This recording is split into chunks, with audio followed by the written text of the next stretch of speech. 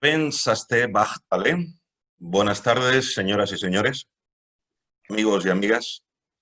Hemos querido iniciar esta sesión con un saludo en romano, idioma gitano, que quiere desearles a todos ustedes que tengan salud y fortuna. Bienvenidos a la primera sesión del ciclo titulado Los medios de comunicación ante la discriminación y los delitos de odio. Inauguramos esta serie de 5 sesiones online con el capítulo Libertad de expresión y delitos de odio. La Federación de Asociaciones de Mujeres Gitanas, Camira, en colaboración con la plataforma Quetané y su programa Romaní Patif, el Observatorio Español del Racismo y la Xenofobia, el Consell de l'Audiovisual de Catalunya, la Fundación Privada Peracosa, organiza, en el marco del proyecto europeo Discricamira, financiado por la Comisión Europea, este acto. Este ciclo dedicado a debatir y a reflexionar sobre los medios de comunicación y su papel en la lucha por derechos fundamentales como son el derecho a la igualdad y el derecho a la libertad de expresión.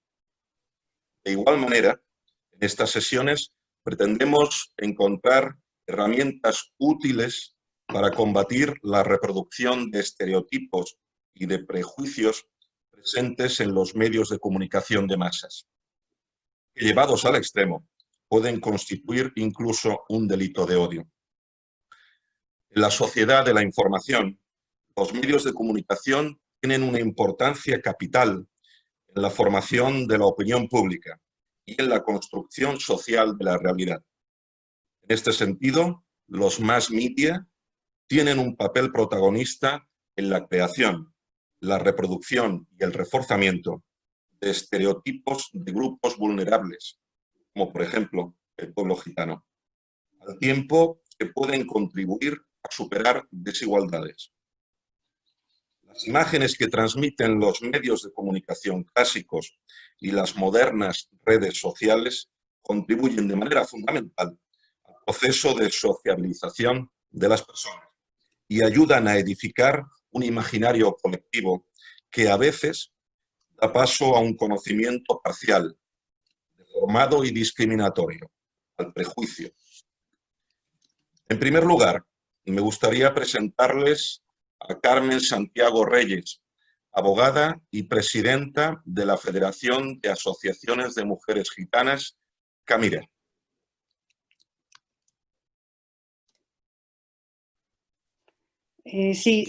Buenas tardes a todos y a todas. Muchísimas gracias por participar en este ciclo de conferencias, en este primer seminario. Queremos dar las gracias en primer lugar a los maravillosos ponentes que tenemos esta tarde, tanto a Fernando como a Nicolás, que intervendrá en primer lugar, y también agradecer a todos los participantes en esta conferencia pues que hayan tenido a bien el estar esta tarde con nosotros. Yo voy a ser brevísima porque quiero dar paso a los ponentes.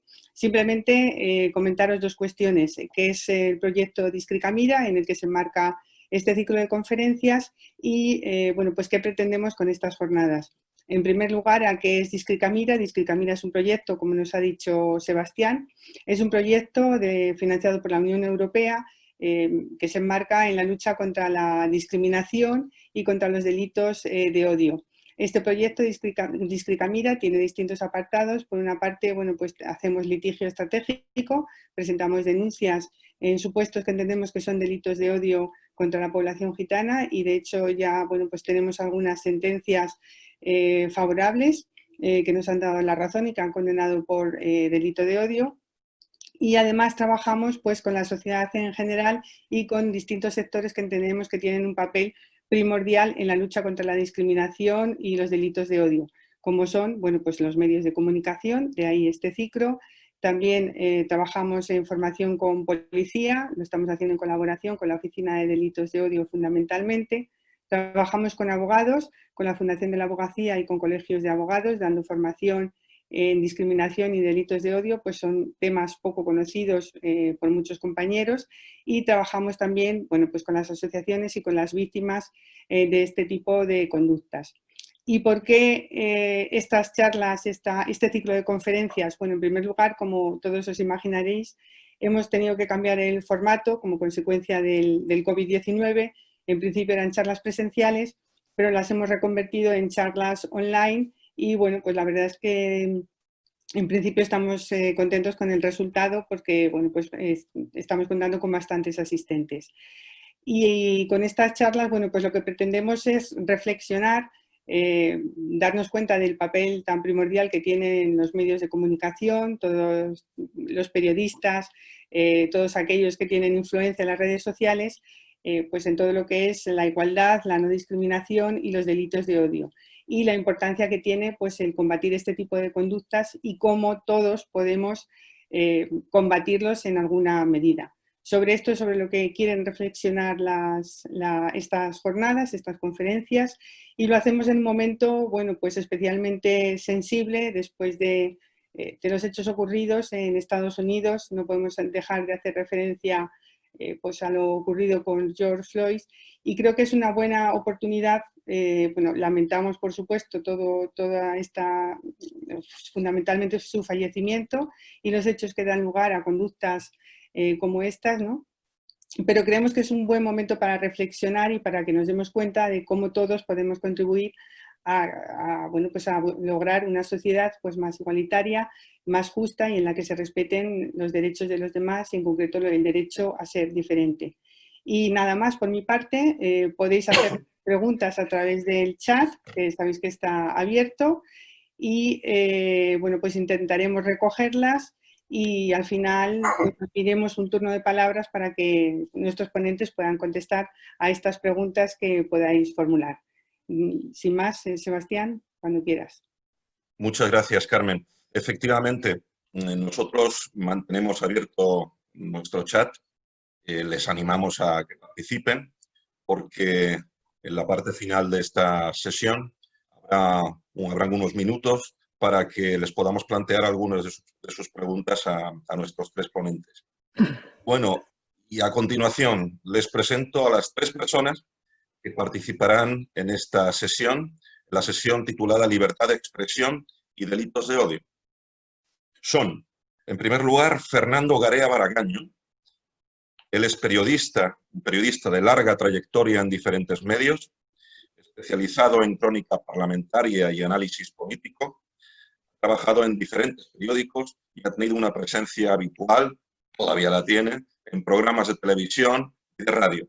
Ha sido director de la agencia EFE y actualmente es director adjunto del Confidencial.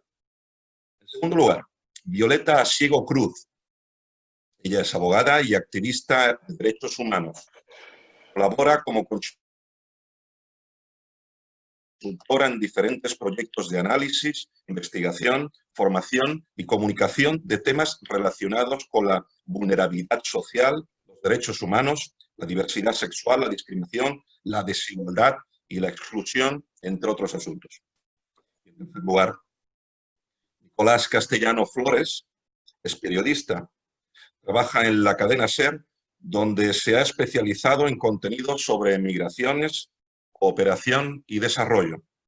Ha publicado artículos en diarios como, por ejemplo, Canarias 7 y El País.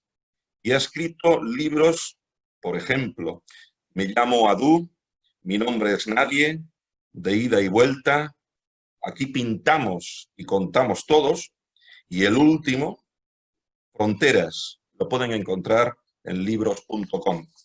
En primer lugar, si les parece, le cedo la palabra a Fernando Garea Baragaño. Fernando, por favor. Bueno, buenas tardes a todas y todos. Sobre todo, muchas gracias por invitarme a esta charla. Es una responsabilidad enorme sabiendo lo que hace la asociación y lo que me queda aprender sobre este tema. Voy a cambiar el paso al hilo de una cosa que ha dicho antes Carmen en la presentación y que me parece que resume perfectamente cuál es el papel de los medios de comunicación en estos temas y qué estamos haciendo mal. En estos días se ha producido en España, el domingo, una movilización, hubo manifestaciones en la calle por una persona asesinada en Estados Unidos por la policía. Un par de días después hubo un caso, en mi opinión, muy parecido en España, en un centro oficial, una persona, digamos, que muere, y no ha habido ni la más mínima protesta. Y probablemente no es porque los españoles, porque los ciudadanos no tengan sensibilidad hacia este tipo de temas, hacia el racismo, hacia la discriminación, sino con toda seguridad los medios de comunicación no hemos hecho bien nuestro trabajo, no hemos cumplido nuestra función, no hemos informado de ese caso, mientras que hemos dado páginas, horas al caso de Estados Unidos. Y como digo, no hemos cumplido con nuestra obligación de sensibilizar e informar a los ciudadanos. Y como digo, es un buen ejemplo de cuál es el papel que podemos desempeñar y que podemos hacer. No voy a entrar en lo que voy a hablar en temas, en detalles jurídicos, porque no soy jurista, porque no me corresponde. Y lo que voy a intentar hacer es lo que creo que puedo aportar, que es la visión de un periodista, de seguimiento de la actualidad, y especialmente lo que he ido viendo en, como decíais antes, mi dilatada vida profesional, que es una forma de llamarme viejo. Sobre los delitos de odio y la libertad de expresión, creo que es imprescindible, a pesar de eso, leer siquiera un párrafo de lo que dice el artículo 510 del Código Penal para situarnos. Habla de castigar a quienes públicamente fomenten, promuevan o inciten directa o indirectamente al odio, hostilidad, discriminación o violencia contra un grupo, una parte del mismo, o contra una persona determinada por razón de su pertenencia a aquel, por motivos racistas, antisemitas u otros referentes a la ideología, religión o creencia, situación familiar, la pertenencia de sus miembros a una etnia, raza o nación, su origen nacional, su sexo, orientación o identidad sexual, por razones de género, enfermedad o discapacidad. Yo creo que está claro qué es lo que quiere decir ese artículo, cuál es el objetivo. A partir de ahí se puede deducir cuál es el propósito del legislador cuando lo aprobó y lo puso en marcha, y por tanto la necesidad de esa regulación, y quizá no habría más que discutir. Parece razonable su contenido y su espíritu. Sus fines son necesarios y correctos y, como digo, parece que está bien definido. Se basa en la idea incuestionable de que la libertad de expresión no es absoluta, eso lo admitimos todos, que tiene unos límites necesarios, que en este caso es la protección de colectivos vulnerables o necesitados de esa especial protección. Pero resulta que ese precepto ha sido utilizado de manera polémica y extensiva para recortar en algunas ocasiones la libertad de expresión en casos notorios, especialmente en los últimos años, y además hay quien defiende la necesidad de reformar la ley para extenderlo a otras conductas, y ahí es donde puede estar el peligro, la discusión, o al menos para mí. Voy con algunos ejemplos de la actualidad. Por ejemplo, el humorista Dani Mateo fue imputado por su sketch en televisión con la bandera española por un delito de odio. En Cataluña se acusó de delito de odio por los ataques, insultos o desplantes a los cuerpos y fuerzas de seguridad del Estado con motivo del referéndum ilegal. Se acusó de delitos de odio también por mensajes discriminatorios dirigidos a catalanes o españoles por el mero hecho de serlo. Los dos titiriteros que fueron detenidos en el Retiro en Madrid en enero de 2017 fueron acusados de delito de odio, también de terrorismo, pero desde luego por delitos de odio. 5 jóvenes fueron detenidos por pintar de rosa una estatua del torero Enrique Ponce y acusados de delito de odio. Y un concejal de Madrid por escribir tuits de humor macabro, aunque luego fue absuelto. Y ahí es donde para mí está el problema, que es la forma en la que se desvirtúan estos delitos. Una amiga me dio una vez una herramienta estupenda sobre el humor, que yo aplico también para entender los delitos de odio. Ella dice siempre que el humor debe ser hacia arriba y hacia adentro, es decir, reírnos de los más fuertes y poderosos y antes sobre nosotros que sobre los demás. Pues en los delitos de odio sería aplicable una tesis parecida: penalizar expresiones hacia abajo, es decir, hacia colectivos que precisan especial protección, y hacia afuera porque son colectivos que nos sean ajenos. Solo los colectivos vulnerables o necesitados de protección legal deberían estar amparados por los delitos de odio. Por ejemplo, entiendo delitos de odio contra el colectivo gitano, contra homosexuales, pero me cuesta que haya un delito de odio contra una bandera, contra un país, contra una institución del Estado o contra la Guardia Civil, entre otros, según los ejemplos que he citado antes. Lo de Dani Mateo, por ejemplo, puede ser reprobable, inoportuno, feo, inconveniente, pero no tiene por qué ser un delito y menos un delito de odio. Y en este país creo que hay buenos ejemplos de actualidad a los que nos estamos acostumbrando para intentar convertir en delitos todas las conductas rechazables. Otro caso práctico. Entiendo que puede haber un delito de odio para quien se exprese contra los judíos, pero en ningún caso lo entiendo contra los nazis. Sin embargo, resulta que hay una curiosa circular de la Fiscalía General del Estado de 14 de mayo de 2019 que señala, voy a leerlo: el origen del delito de odio está relacionado con la protección a los colectivos desfavorecidos, pero la vulnerabilidad del colectivo no es un elemento del tipo delictivo que requiera ser acreditado, sino que el legislador, haciendo ese juicio de valor previo, al incluirlo en el tipo penal, ha partido de esa vulnerabilidad intrínseca o situación de vulnerabilidad en el entorno social.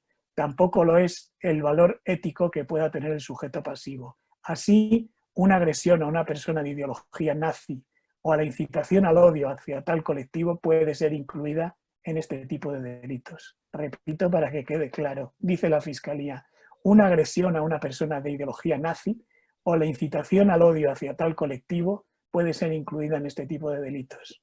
Y yo me pregunto si de verdad se puede entender que los nazis son un colectivo con especial vulnerabilidad y necesitados de protección.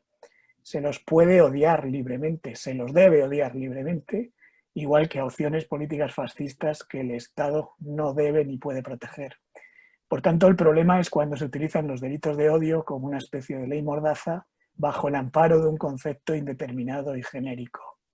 No se prohíbe el odio en la ley, ni se puede prohibir, se prohíbe que incite a conductas delictivas.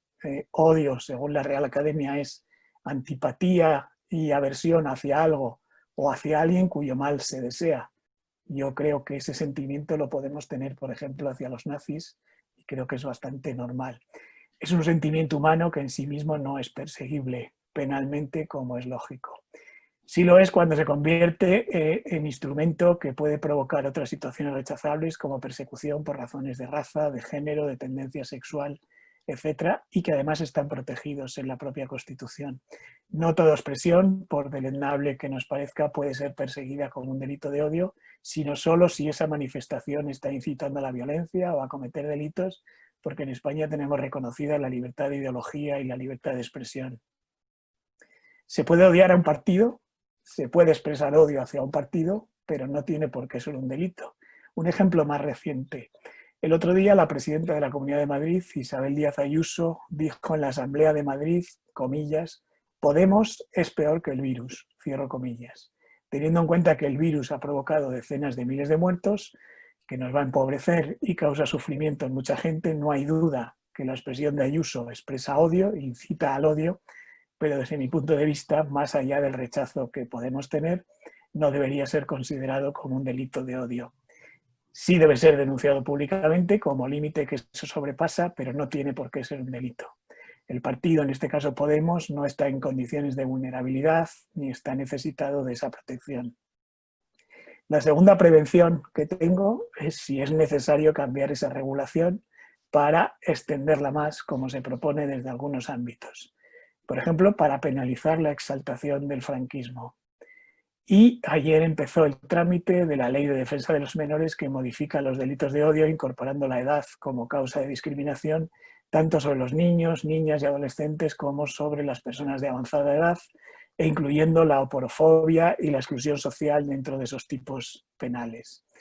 Habría que analizar si los menores no están suficientemente protegidos y tengo algunas dudas sobre si esa protección debe hacerse a través de los delitos de odio o por otra vía.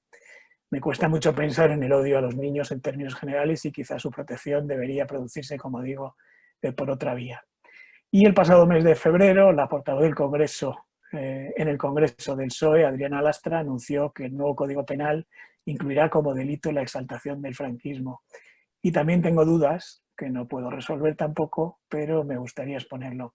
Obviamente no porque esté en contra de esos fenómenos tan rechazables y peligrosos, no porque no crea que no hay que desterrar esas justificaciones de la vida pública y especialmente de la española en la que la memoria histórica no ha sido restablecida como se debería. No se ha rendido homenaje ni se ha pedido perdón a los represaliados por la dictadura y es inadmisible que se justifique un régimen como el franquista que asesinaba y reprimía, que encarcelaba a quien pensara diferente, que perseguía a colectivos como los gitanos, los homosexuales y que privaba de derechos a todos, pero especialmente a las mujeres. Pero mi duda es si ese instrumento debe ser el Código Penal y si debe hacerse una reforma para modificar este punto que pueda servir como puerta para otras aplicaciones extensivas como las que hemos comentado antes. Mi duda siempre en lo que tiene que ver con delitos de opinión, si deben ser sanciones penales derivadas de opiniones expresadas, por más lamentables que sean.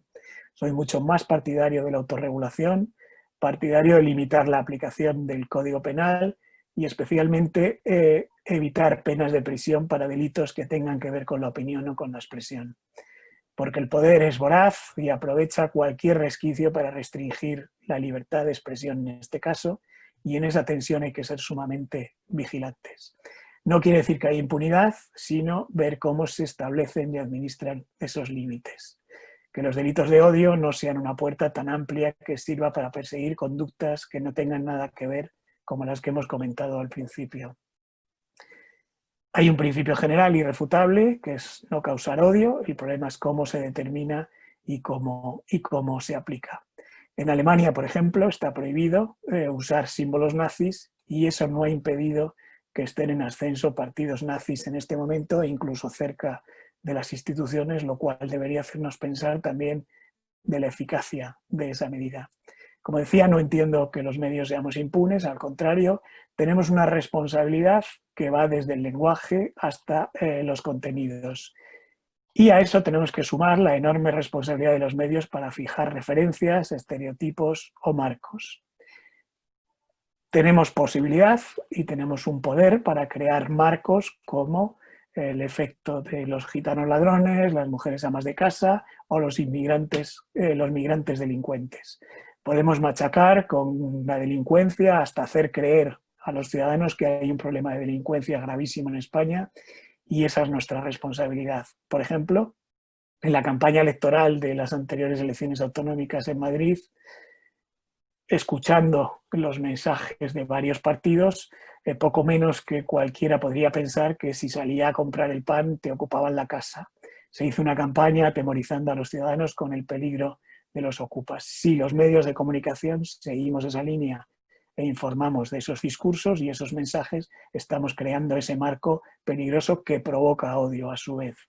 O en el contrario, podemos mostrar que vivimos en una sociedad matriarcal, podemos fomentar el respeto y podemos decir que nuestro índice de delincuencia es de los menores del mundo. Esa es nuestra responsabilidad, que creo que debe estar al margen del Código Penal, salvo casos muy concretos y extremos, y evitando también confundirlo con injurias y calumnias.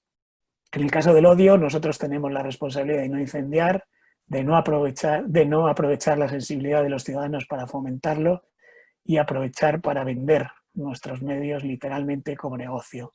Por ejemplo, como ocurre estos días, abusando de que la población está en carne viva por la cuarentena y por la pandemia, o difundiendo ideas que promueven el odio con desinformación y noticias falsas. ¿Qué podemos hacer desde los medios? Pues yo voy a explicar someramente. Cuando yo era presidente de la agencia EFE, que es, digamos, la única posibilidad que he tenido de tener mando y poder en un medio concreto, lo que hicimos fue primero reforzar los mecanismos internos con un consejo de redacción que vigilaba escrupulosamente el cumplimiento de esos principios. Segundo, crear guías de lenguaje. Por ejemplo, hicimos una guía de lenguaje inclusivo, otra guía sobre el lenguaje no sexista y otra guía sobre el lenguaje sobre personas con discapacidad. En otros medios puede haber otros sistemas como el defensor del lector o un sistema de comunicación y recepción de notas por parte de los lectores o los espectadores. En EFE también creamos una web específica que se llama todavía Feminista, donde precisamente se trata de dar voz a personas discriminadas, en este caso mujeres, para combatir el patriarcado y precisamente para evitar discursos de odio también contra las mujeres. Y luego otra cosa que tenemos que hacer también los periodistas es no solo hacer autocrítica, sino saber que estamos sometidos a la crítica y que debemos rectificar más cuando evidentemente nos equivocamos. Como decía inicialmente, creo que el lenguaje es el principal foco de nuestra responsabilidad. En EFE intentamos evitar, por ejemplo, expresiones como una mujer muere a manos de su marido, sustituida siempre por una mujer es asesinada. No utilizar expresiones como de los vecinos, como era un vecino amable, dicho por quien había asesinado a su mujer. Evitar, por supuesto, expresiones como crimen pasional. En los temas de inmigración, evitábamos hablar de inmigrantes o inmigrantes para hablar siempre de migrantes. Normas como no utilizar expresiones como asalto a la valla o avalancha. Y en determinadas informaciones saber si aportaba algo o no la raza, la procedencia o el origen de las personas implicadas en esas informaciones, especialmente en informaciones de sucesos.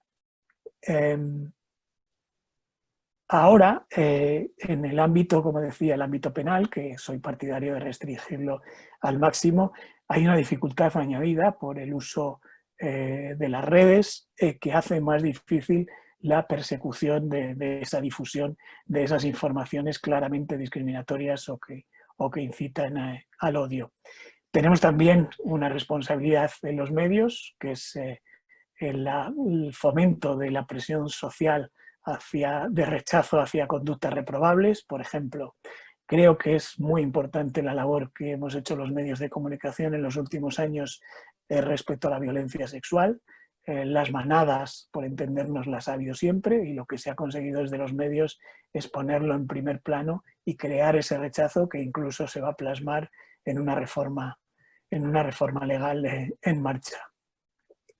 Otra de las responsabilidades que tenemos es poner siempre contexto a frases que puedan incitar al odio. Es decir, si cubrimos una rueda de prensa en la que se dice que hay más hombres asesinados por mujeres que al revés, debemos incluir los datos oficiales para rebatirlos siempre y en todo caso poniendo contexto. O si se dice que los extranjeros delinquen más, se trata de aportar siempre las estadísticas que refuten esas acusaciones. Y otro aspecto es limitar por sentido común el acceso a los medios de comunicación de colectivos que claramente incitan al odio. Por ejemplo, cuando hace unos meses se produjo la polémica exhumación de Franco, a mí me pareció excesivo el eco que se le daba en muchos medios de comunicación a la Fundación Francisco Franco y otras organizaciones que exaltan el franquismo, es decir, el odio. Quizá no hay que perseguirlo penalmente, pero sí evitar que tengan acceso a medios de comunicación opciones que no son claramente democráticas. Como decía, antes era todo mucho más fácil cuando solo había medios de comunicación, pero ahora con las redes se hace mucho más difícil, casi indetectable el odio. Y me gustaría, y ya termino, poner sobre la mesa algo que me parece polémico, pero creo que es algo que tenemos que debatir y reflexionar, que es la responsabilidad de las plataformas en las que se transmiten esas ideas de odio. ¿Por qué si en un periódico el editor es responsable por darle soporte a determinados mensajes, no lo es una red social o una plataforma de contenidos o de difusión? Son empresas que están ganando dinero, mucho dinero, precisamente por el uso que hacemos todos, y deberían también tener una responsabilidad para evitar que se difundan esas ideas que provocan odio a través de esas plataformas con mecanismos de control o con cualquier otro sistema, y en todo caso, cuando se detecten que hay mensajes que puedan ser delictivos, que pueda haber también una responsabilidad por parte de quien le da soporte y difusión a ese tipo de mensajes. Y por mi parte he terminado. Muchísimas gracias. Gracias, Fernando. Gracias, Fernando. Si me permites, al fin y al cabo, esta sesión, igual que el resto de las 5 sesiones de este ciclo, navega entre dos aguas, ¿no? El terreno del derecho y el terreno del periodismo. En el del periodismo nos encontramos, en este caso se encuentra Fernando más cómodo en su terreno. ¿Crees, Fernando, que los gitanos podemos sentirnos satisfechos con el tratamiento periodístico que las empresas del sector hacen de los asuntos relacionados con nosotros, con los gitanos? No, absolutamente no. Y incluso me permito, desde mi modesta posición, pedir disculpas porque no lo hemos hecho nunca ni lo hacemos. Yo creo que los contenidos que se refieren a gitanos, y aunque no soy un especialista en el tema, seguro que vosotros más, son o referidos a espectáculo o referidos a delincuencia. Raramente hay noticias o informaciones que tengan que ver es toda una generalización y por tanto es injusta en cuanto a medios y en cuanto a periodistas, pero creo que en general solo como espectáculo o como suceso, y raramente se da otro tipo de informaciones referido al colectivo gitano. Gracias, Fernando, por tu opinión, por tu análisis. A continuación, escucharemos y veremos, creo, por ahí está, a Violeta Siego Cruz. Hola, Violeta. Hola, ¿qué tal? ¿Qué tal? ¿Se me oye Adelante. bien? Sí, perfecto. Sí, vale. Bueno, la verdad es que me ha alegrado escuchar la intervención de Fernando antes, primero porque permite también ir entrando en la materia y en el debate, entonces abrir, por así decirlo, romper el hielo, bueno, pues si lo hace otro siempre es mucho mejor. Y desde ahí sí que me alegra también la referencia al tema de la circular de la Fiscalía, porque efectivamente es una circular que nos suscitó muchísima polémica a los juristas y las juristas que trabajamos en materia de odio, de discriminación, de vulnerabilidad social. Pero quiero subrayar que no deja de ser una circular de la Fiscalía. Es decir, que es importante que efectivamente la Fiscalía justo tenga esta posición y adopte esta postura, sin lugar a dudas, ¿no? Pero luego tiene que ser en un tribunal, tiene que ser en una sala, y además agotando todas las instancias jurídicas posibles, como tenemos que tratar de desmontar esa tesis que efectivamente, a mi juicio, se basa en una premisa equivocada, y es considerar efectivamente a la ideología nazi como parte de los colectivos vulnerables, ¿no? Comparto la idea de que efectivamente el odio no es un delito, y esto yo creo que es importante partir de esa premisa, porque al igual que quienes hemos defendido los derechos LGTBI, hemos hecho muchísimo énfasis en que el amor no es delito para tratar de reivindicar la despenalización de los castigos que se hacen a las relaciones homosexuales en diferentes códigos penales del mundo. Creo que es importante reivindicar también que el odio en sí no es un delito y que, por tanto, lo que estamos es ante una emoción que hay que estudiar, que hay que analizar y que hay que tratar de combatir, no a través del Código Penal, sino a través de otra serie de instancias mucho más dirigidas a lo que es la educación, la cultura, la prevención, el acompañamiento, la intervención social, la lucha contra la desigualdad y lo que es la potenciación de la tolerancia dentro de una sociedad, y que es desde ahí desde donde se puede combatir y donde se tiene que atender los peligros que suscita el que haya personas que odien. Obviamente, si además es hacia colectivos vulnerables, pues muchísimo más grave, ¿no? Porque este tipo de emoción, este tipo de ánimo, este tipo de estereotipos se basa en prejuicios normalmente erróneos y en estereotipos y en estigmas absolutamente tendenciosos y fundamentados en valores supremacistas, ¿no? A mí me parecía importante subrayar esto, ¿no? Sí que creo que es necesario remarcar que cuando estamos hablando de los delitos de odio no estamos hablando de un artículo únicamente del Código Penal. Es verdad que el 510 hace referencia a todo lo que es la incitación al odio, pero los delitos del odio en el Código Penal están repartidos a lo largo del Código Penal en diferentes formatos, no solamente a través de lo que es la incitación al odio, sino también la agravación de las penas y otra serie de delitos que dan lugar a bastante controversia, porque entre ellos también está todo lo que tiene que ver con la monarquía, ¿no? y con todo lo que puede ser el enaltecimiento del terrorismo. Y bueno, y desde ahí estamos entre ese campo, yo creo que ambiguo, abstracto y que da pie a que haya tribunales que persigan delitos de opinión, ¿no? Y esa es la parte del Código Penal, yo creo, más controvertida, que hay que revisar y que hay que tratar de analizar desde la jurisprudencia, y no solo desde la jurisprudencia en España, sino desde la jurisprudencia del Tribunal Europeo de Derechos Humanos. Y a mí me parece que establece y que fija de una manera bastante clara cuáles son bueno, bastante clara dentro del tema, ¿no?, tan controvertido y tan difícil en el que estamos, ¿no?, pero fija de una manera bastante clara cuáles son los límites y los parámetros de la libertad de expresión, porque efectivamente la libertad de expresión no es un derecho absoluto. Yo creo que esto es algo que tenemos que tener muy presente a la hora de hablar de delitos de odio. Hace poco pudimos observar a Angela Merkel, ¿no?, pues en un vídeo que se hizo viral en las redes sociales, precisamente reivindicar que la libertad de expresión no es un derecho absoluto, ¿no? No es un derecho que se pueda ejercer por encima de todo y por encima de todos.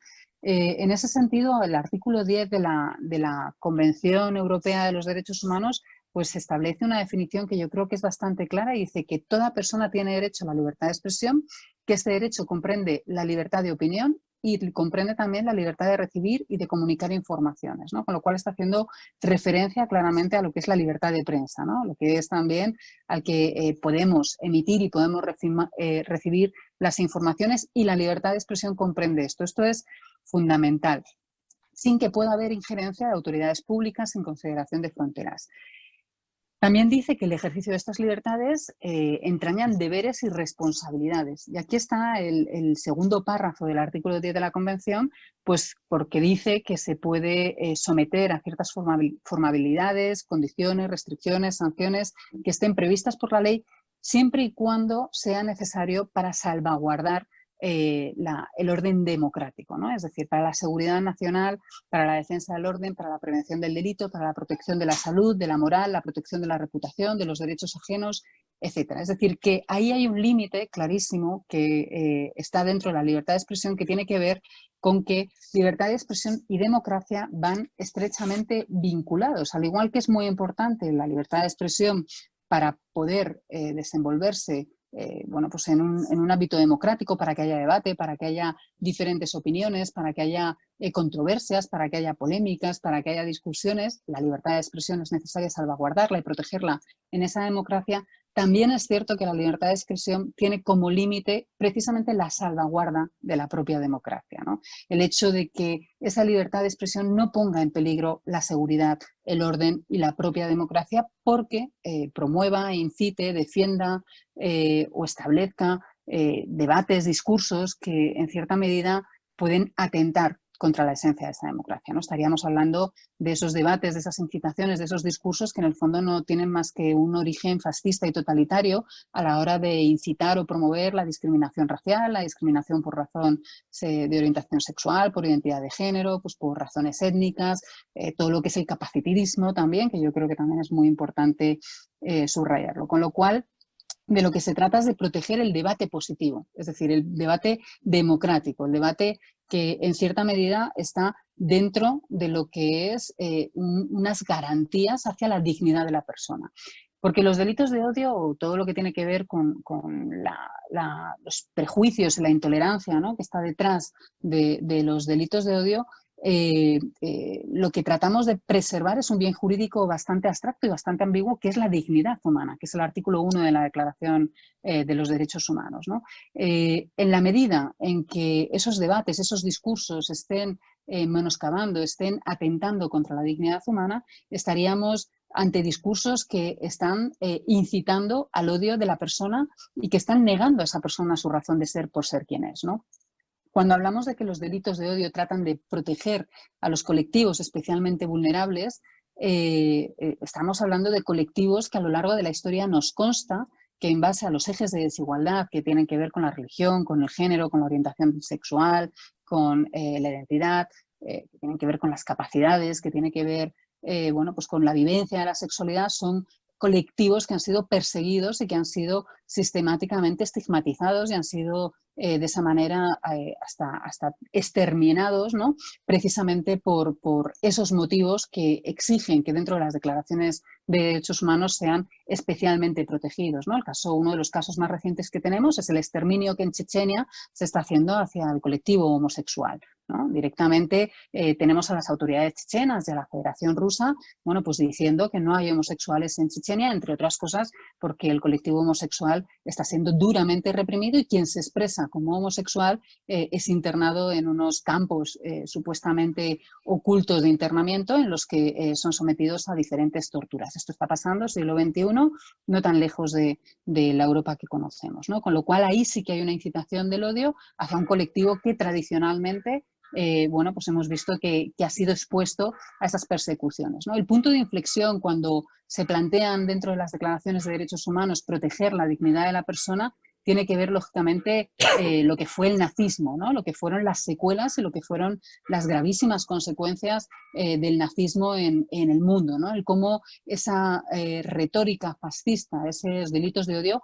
llevaron a miles, a millones de personas a los campos de concentración en base simplemente a lo que era su orientación, a lo que era su religión judía, por ser gitanos, por ser mujeres, por tener todos los experimentos que se hicieron con toda la población que tenía algún tipo de discapacidad, absolutamente salvajes, ¿no? Yo creo que el nazismo, en ese sentido, fue la expresión máxima de cómo, de alguna manera, las ideas totalitarias pueden llegar a suponer un gravísimo atentado contra la dignidad humana.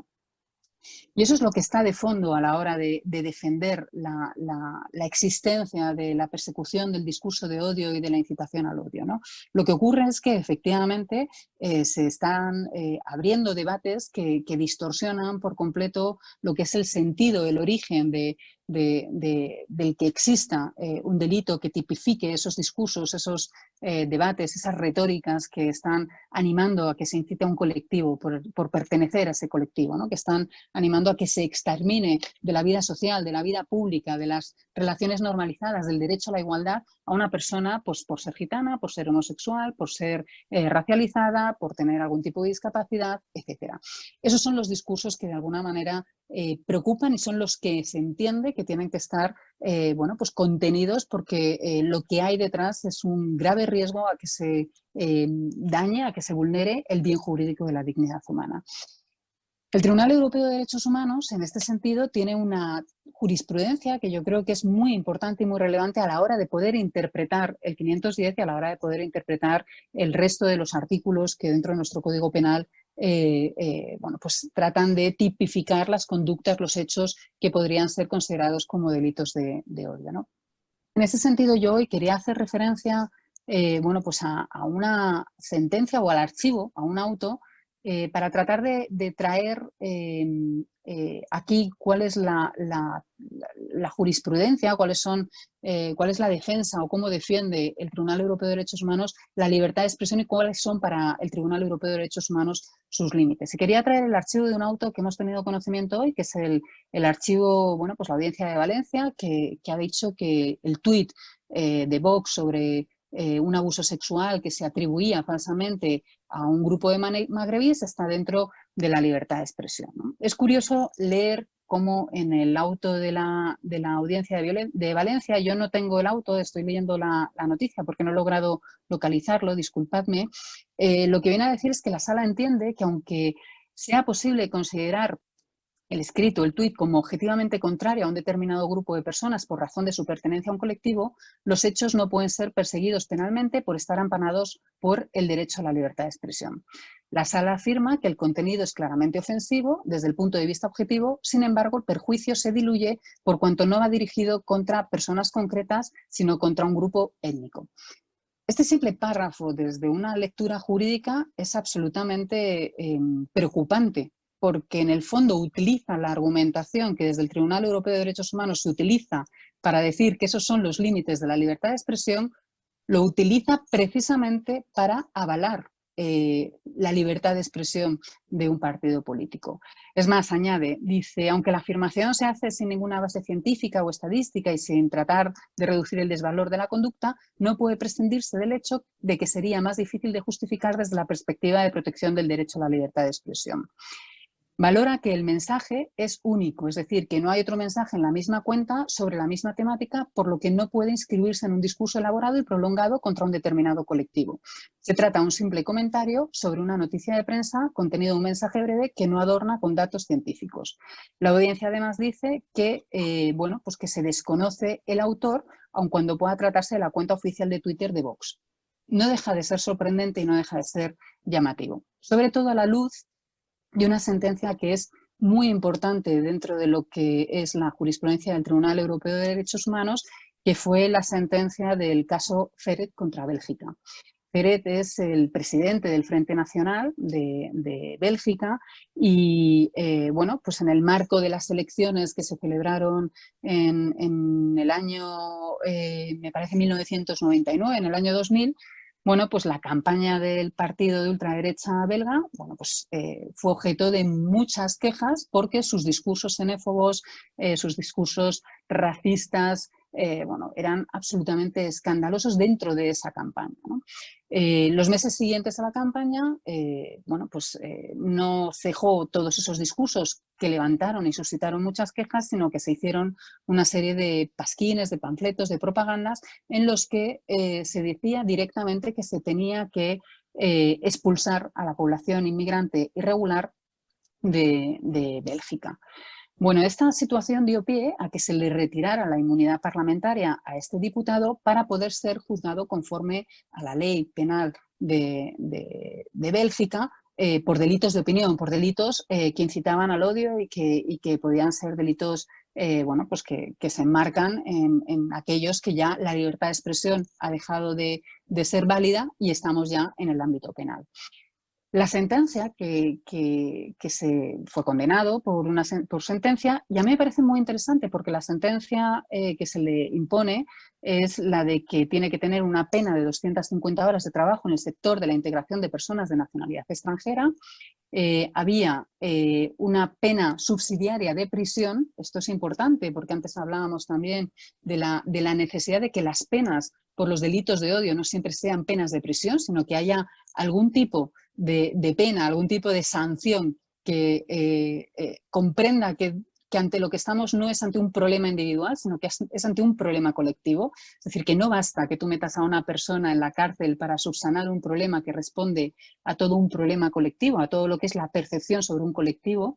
Y esto es muy interesante porque la sanción, que en este caso es subsidiaria de prisión, y la principal pena tiene que ver con esos trabajos en beneficio de la comunidad, ¿no?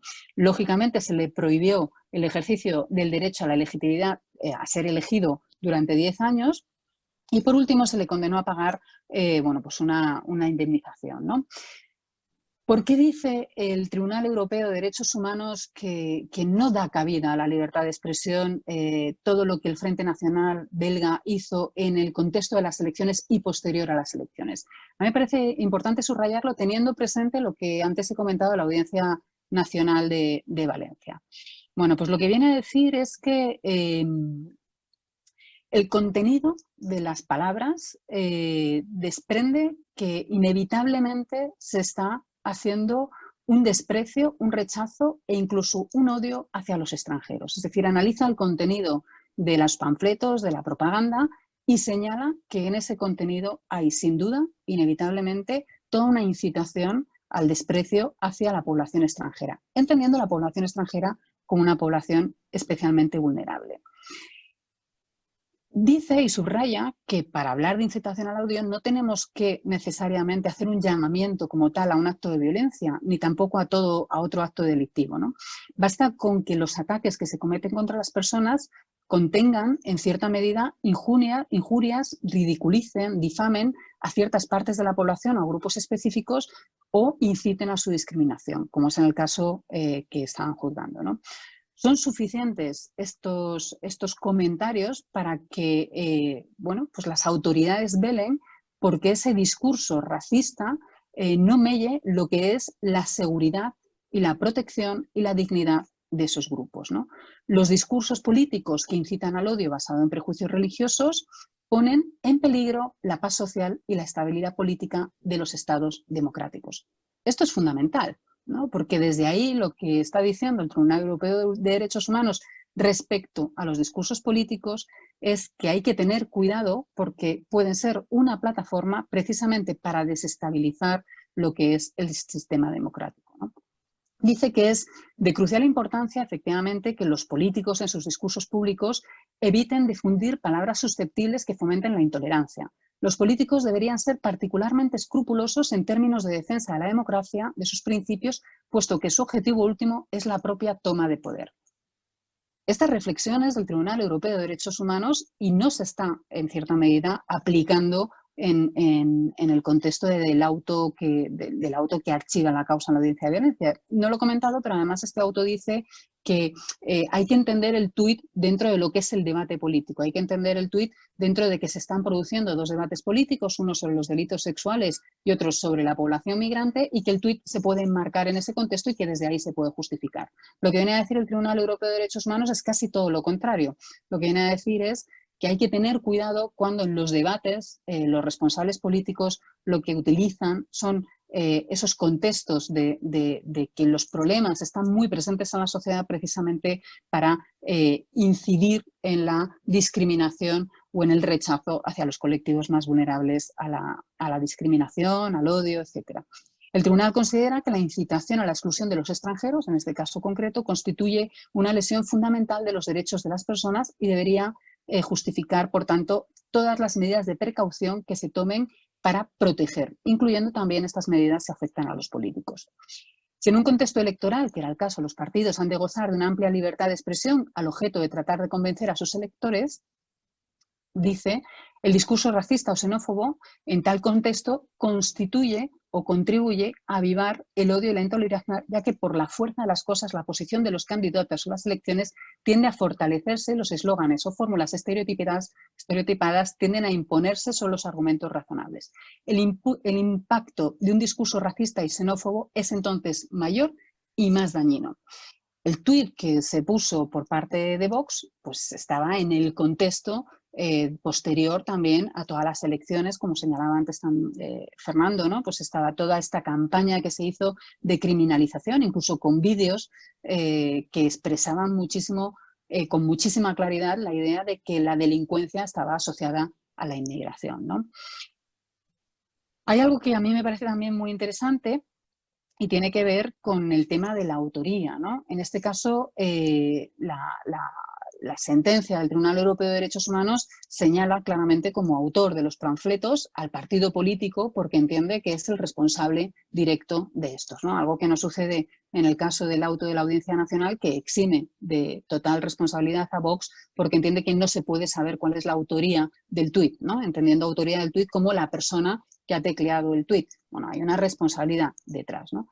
A mí me parecía interesante el poder hacer esta reflexión respecto a la libertad de expresión porque en España tengo la sensación y tengo la impresión de que nos falta muchísima cultura jurídica respecto a lo que viene siendo la doctrina y la jurisprudencia del Tribunal Europeo de Derechos Humanos en todas estas sentencias que en parte cuando las revisamos plantean problemas que aquí ahora mismo están sucediendo y que están siendo resueltos desde los tribunales con sesgos claramente ideológicos en los que no nos estamos queriendo meter en juzgar algunas casuísticas, porque también es verdad que el Código Penal que tenemos en cuanto a los delitos de odio es un Código Penal con un perfil muy punitivo.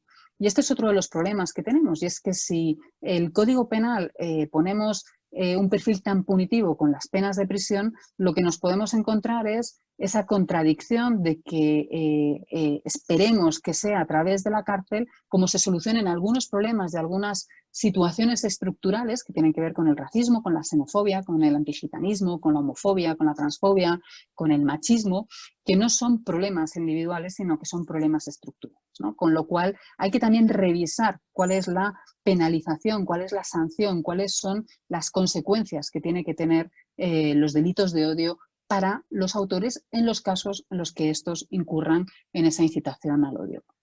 Lo voy a dejar aquí para luego poder continuar quizá con el debate. Muchísimas gracias, Violeta.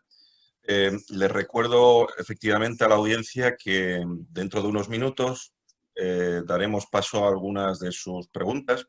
Plantearemos algunas de las preguntas que ustedes están escribiendo en nuestro chat a nuestros 3 ponentes de esta tarde. Bien, para concluir esta primera ronda, escucharemos a Nicolás Castellano Flores. Nicolás, por favor, adelante. Bueno, muchas gracias. Después de escuchar a mi querido Fernando y a Violeta, que hace mucho tiempo que sigo también su trayectoria, va a ser difícil que aporte nuevas ideas.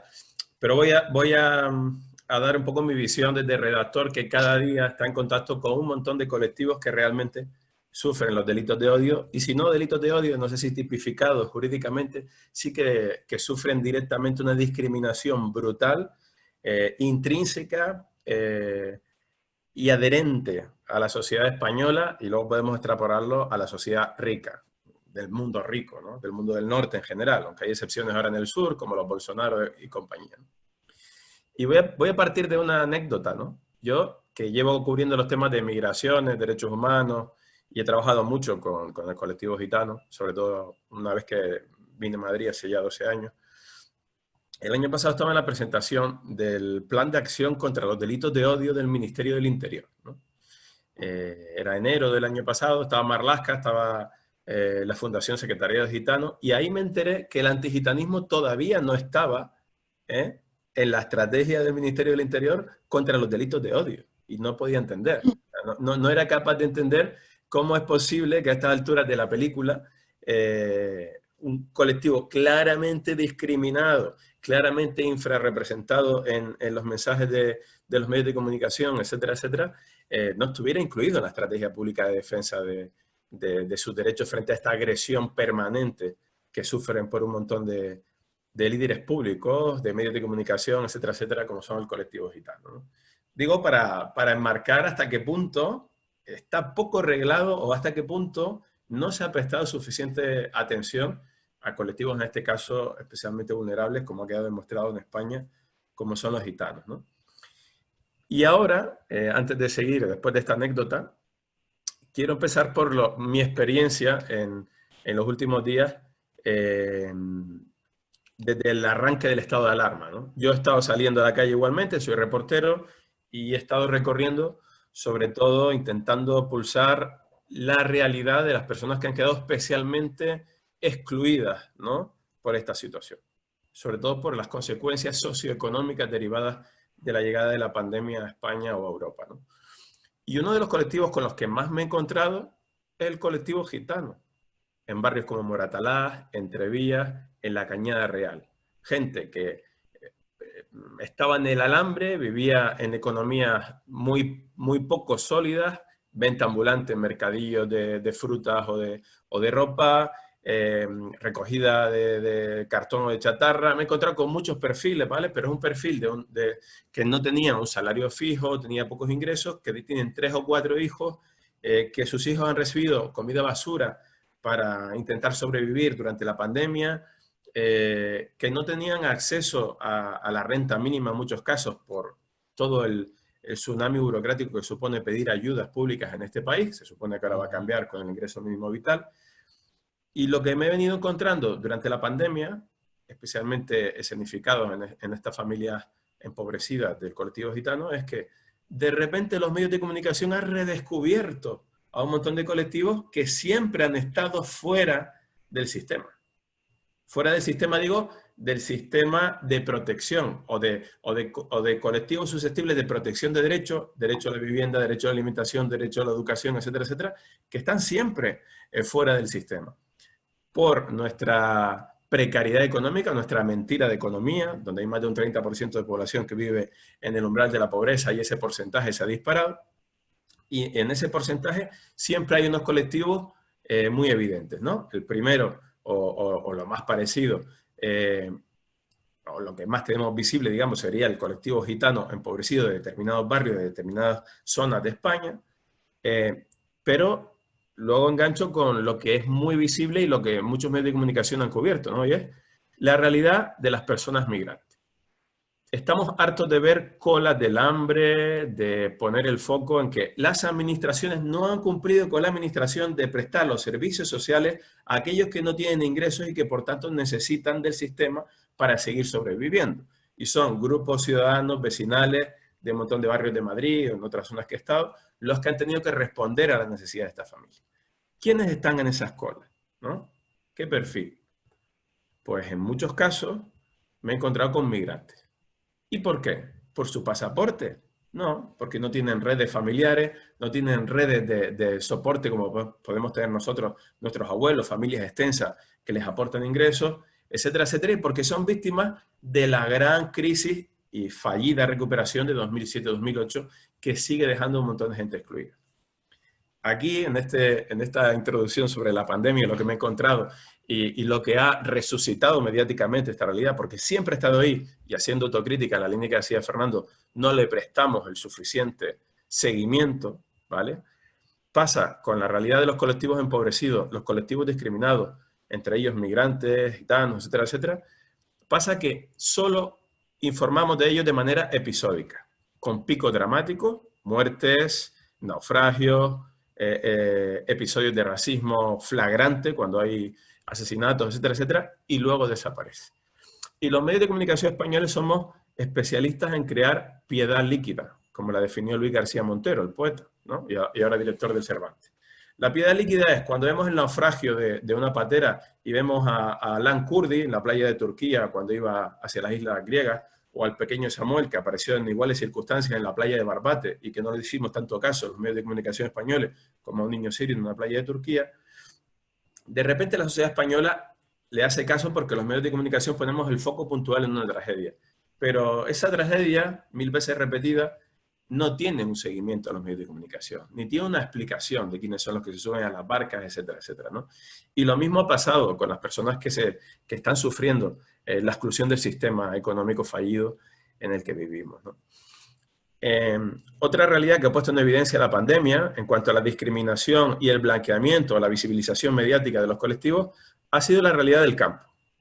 Se supone, según la Federación de Agricultores, de Empresarios Agricultores de nuestro país, que con la no llegada de las temporeras la mayoría, temporeras y temporeros, son trabajadores extranjeros que suelen venir en una cifra no menor a 40.000 al año a España, se supone que el campo iba a fracasar, íbamos a dejar un montón de frutas y de verduras sin recoger, etcétera, etcétera.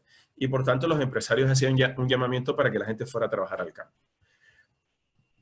Resulta que si ponemos el foco en diferentes sitios, vemos que las temporeras, las pocas que llegaron, las marroquíes a Huelva, los empresarios y el gobierno pactaron que se pudieran mover a otras zonas de cultivo, no solo aparejado el contrato a la fresa o la frambuesa de ese oro rojo que hay en torno a Huelva.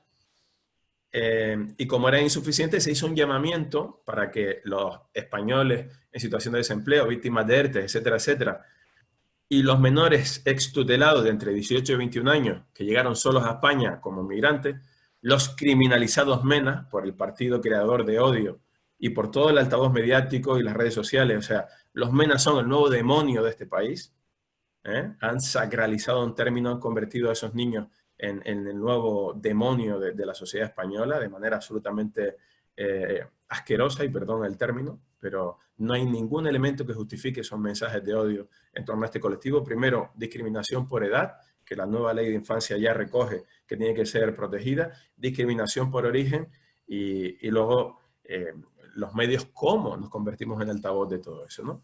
Esos menores tutelados, ex menores tutelados de 18 a 21 años, solo menos de 300 se han incorporado al campo. Incluso este gobierno el 1 de marzo cambió la legislación para que a partir del 1 de marzo los menores extranjeros que tuvieran más de 16 años pudieran incorporarse al trabajo, porque, ojo, llevamos más de 15 años en los que los menores extranjeros de 16 años no pueden trabajar, los españoles sí.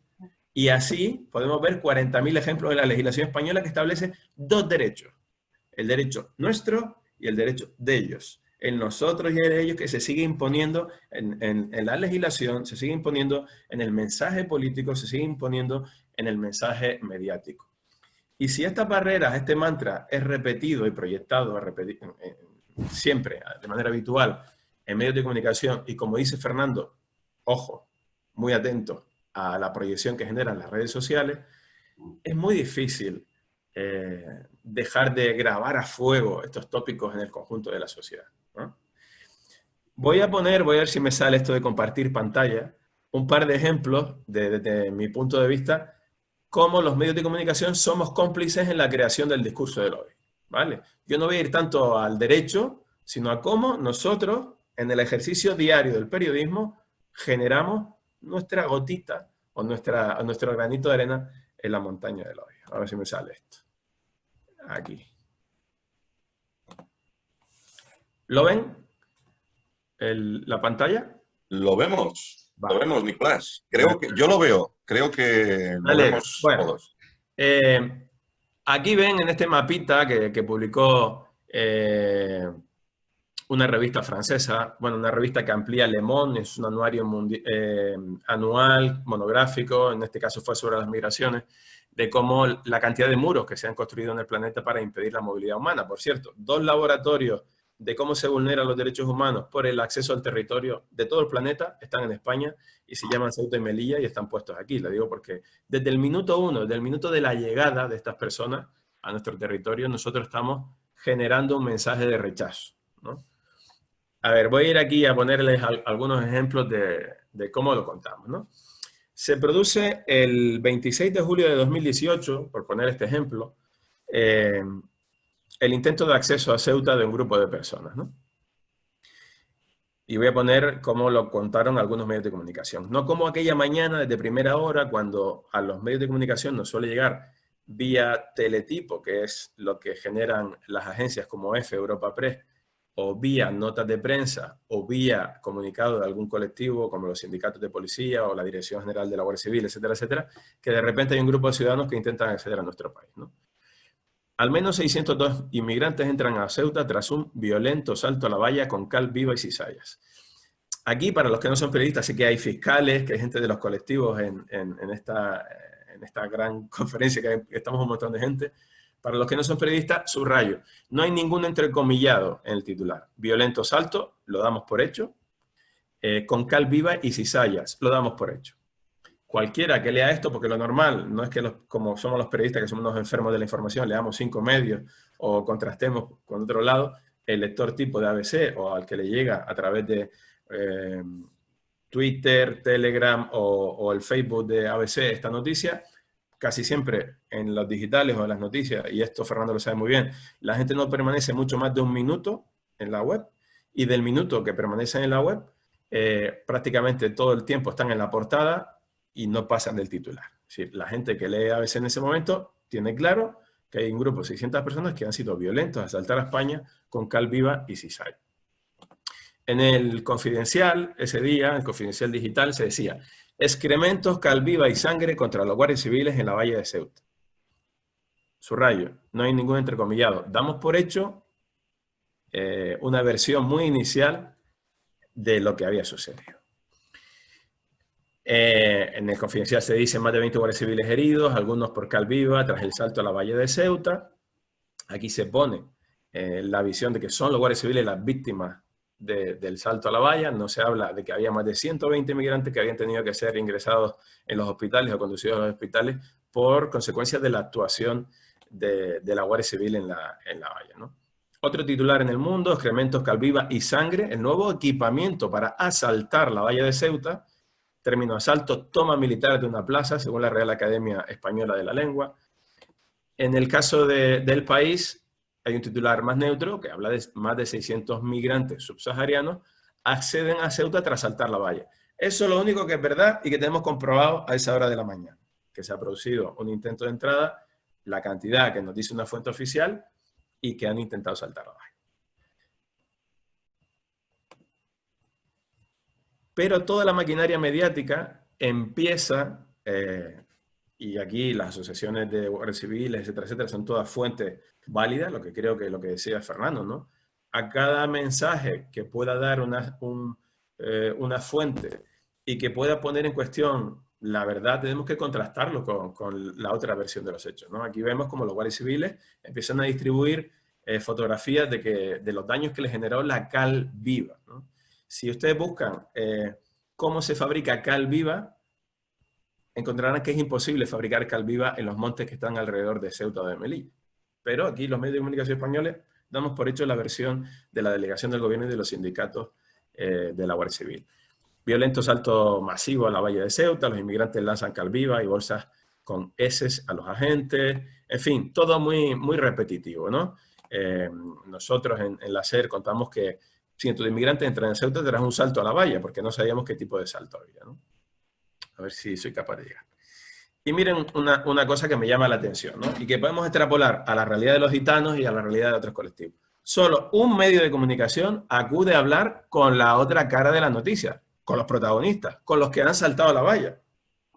Todos los demás nos fiamos del comunicado de la delegación del gobierno, de la versión de la Guardia Civil, etcétera, etcétera. Con lo cual hay un dominio absoluto de las fuentes oficiales sobre los verdaderos protagonistas de la realidad migratoria o de los colectivos discriminados.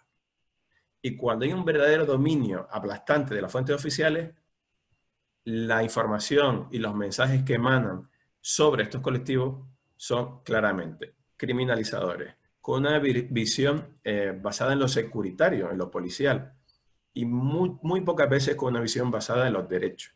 Porque estas personas podrían estar infringiendo el artículo 35 de la Ley de Extranjería Española por entrar por un puesto fronterizo no habilitado, pero en ningún caso pueden ser acusadas de una cantidad de elementos que estaban siendo acusados ya por los medios de comunicación o dándolo por hecho por parte de los medios de comunicación sin ni siquiera haber hablado con ellos, ¿no? Y creo que los medios de comunicación en ese sentido hacemos muy flaco favor, ¿no? ¿Qué pasó con este elemento? Se vuelve a producir un salto en torno al mes después, el 28 de agosto, ¿no?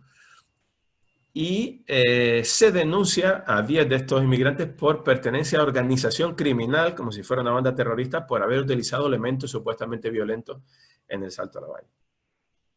No hay ninguna prueba del uso de cal viva, no hay ninguna prueba del uso de sangre o de lanzamiento de sangre a los agentes, pero ya pasó, da igual la verdad, porque esa mañana, repetido en todos los medios de comunicación, distribuido por todas las redes sociales, el mensaje que recibieron la mayoría de la gente que se informa a través de estos medios es que hubo un salto violento, masivo, y que ponía en cuestión nuestra seguridad como Estado, ¿no?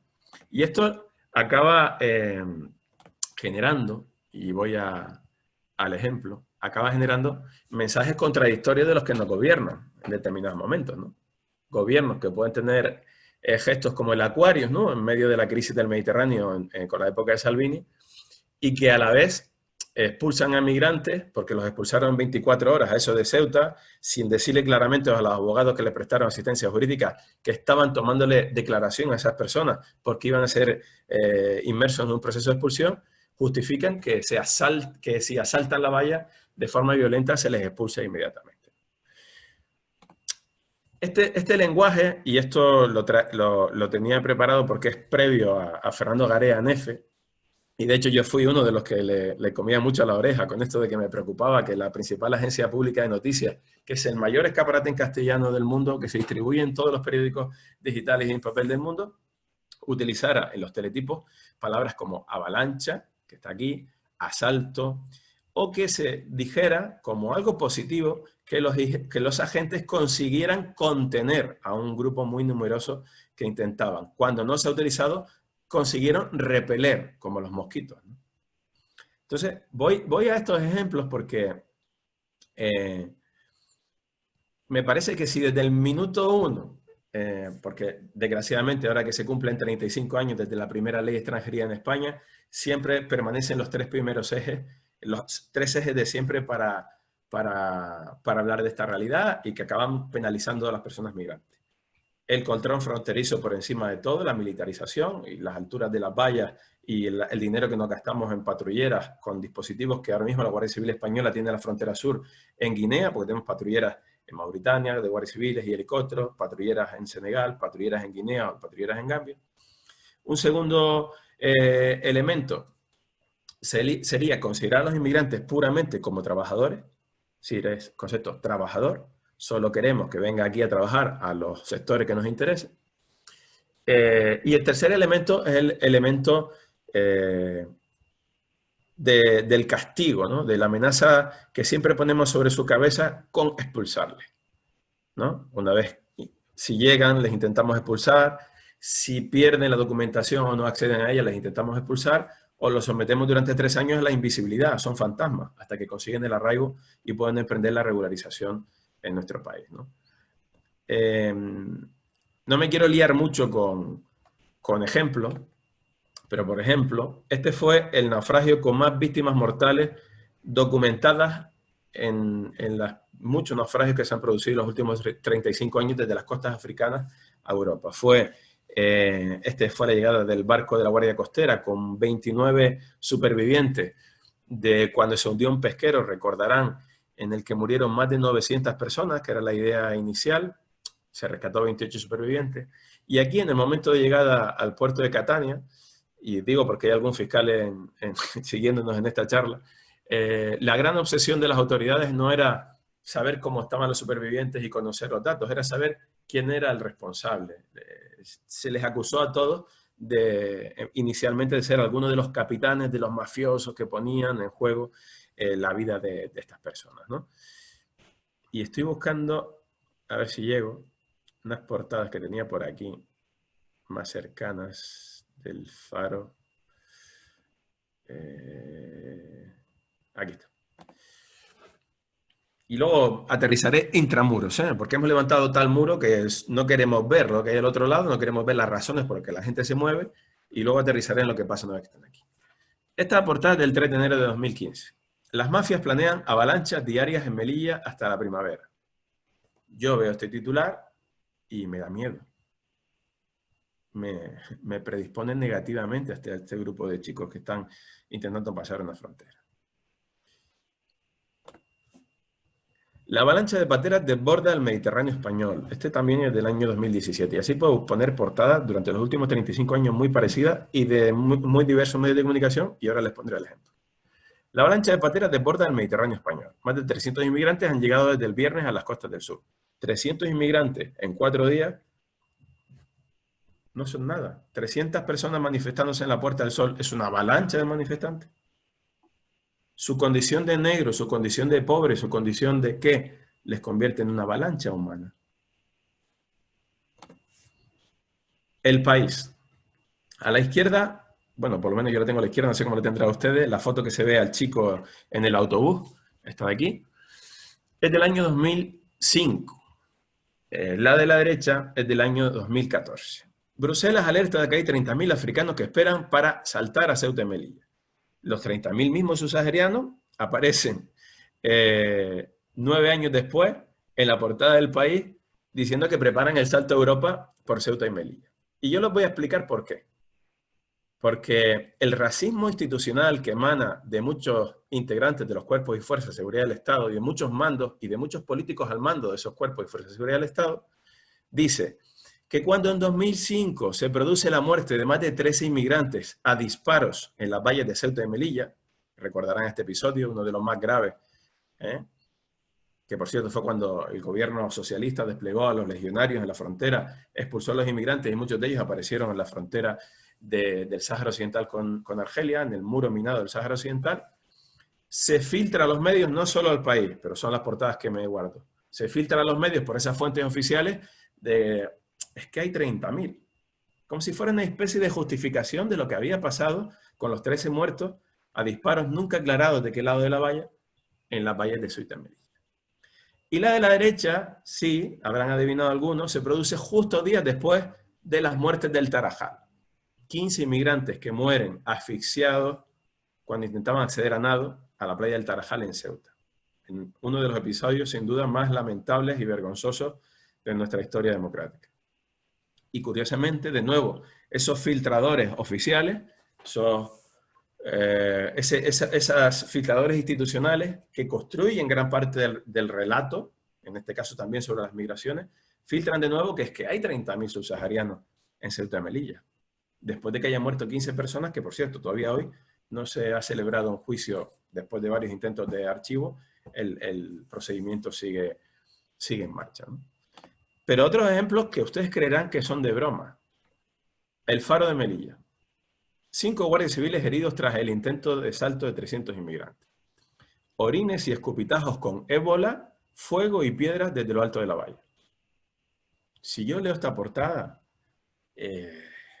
tengo pavor a que cualquier persona que pueda llegar a mi país, sea por vías irregulares o personas del entorno de lo llamado África subsahariana, etcétera, etcétera, vengan o estén en mi entorno.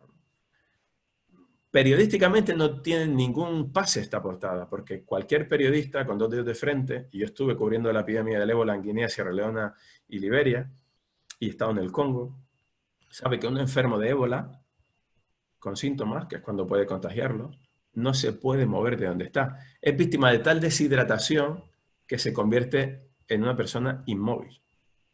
Y desde portadas como esta se trasladan los mensajes de odio, etcétera, etcétera, ¿no?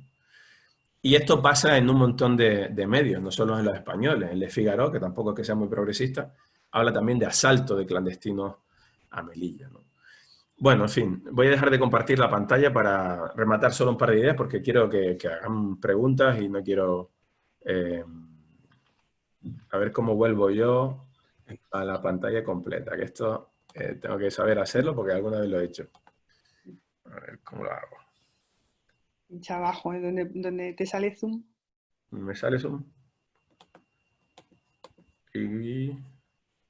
a ver, compartiendo pantalla completa... dejar de compresión. Creo que sí. Vale. Está. Bueno, en fin. Pongo estos ejemplos del acceso a la frontera, pero intramuros. El muro de la burocracia, el racismo institucional.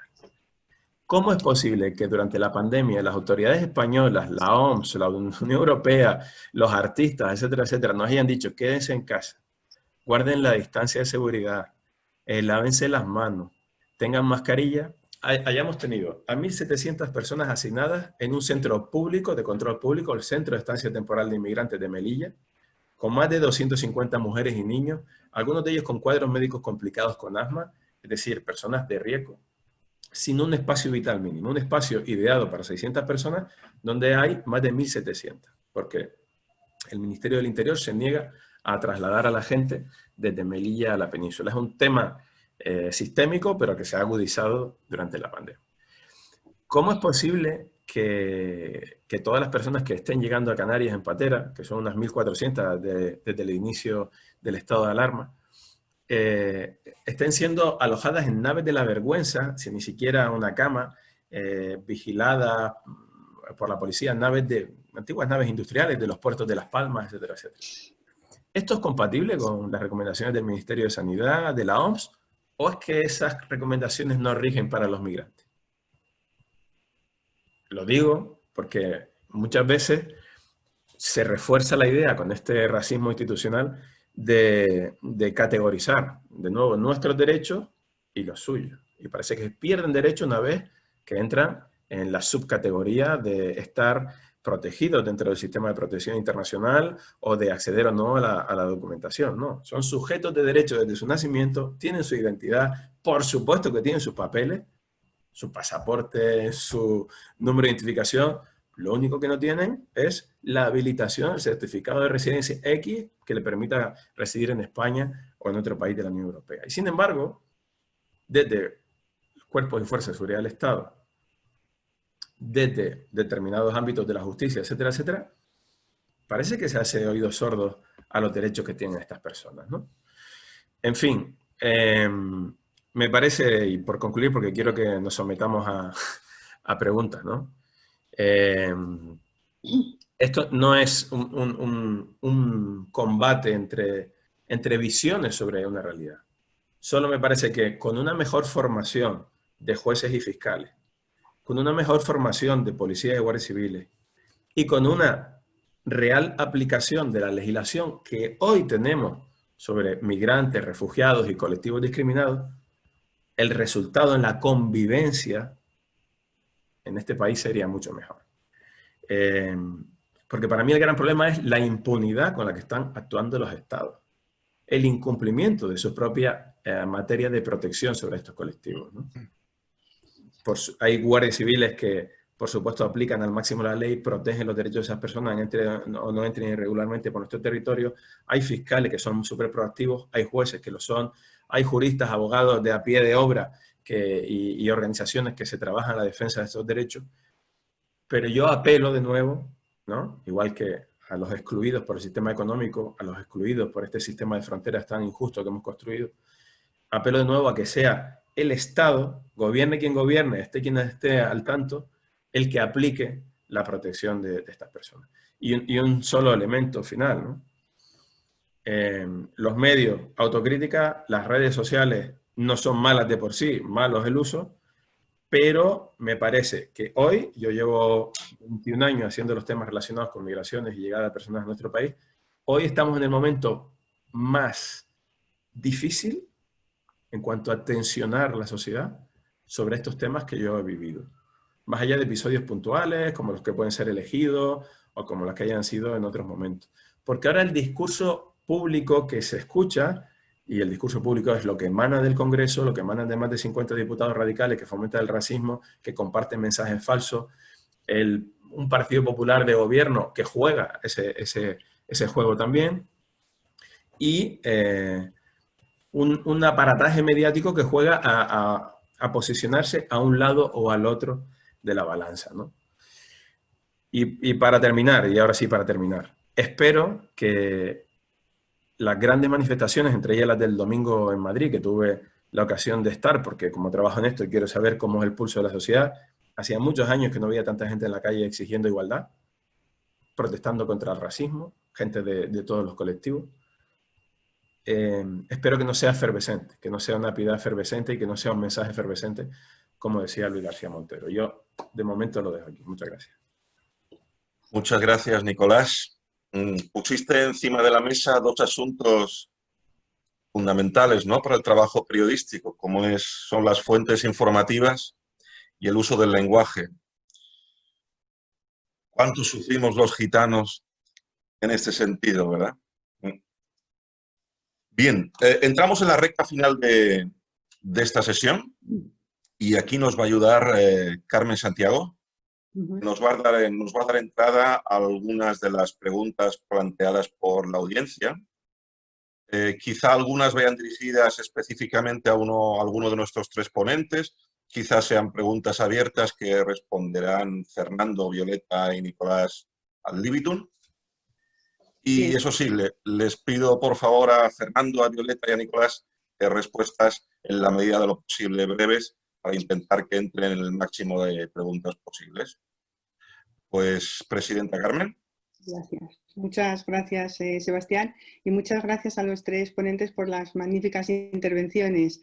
Yo destacaría, bueno, pues cómo Fernando Garea nos ha centrado la cuestión, nos ha hablado de, bueno, pues por dónde discurre ahora o cuál es la tendencia legislativa en cuanto a los delitos de odio y qué nuevas incorporaciones, pues el tema de la porafobia, los menores parece que se pueden introducir en el Código Penal, y cómo también, bueno, pues desde los periodistas se pueden tomar medidas contra el discurso de odio. Él hablaba en su época de director de la agencia EFE de cómo, bueno, pues el tema de los comités deontológicos, las guías inclusivas, el contextualizar las noticias, que eso es algo que, bueno, pues que nos preocupa especialmente a las organizaciones gitanas.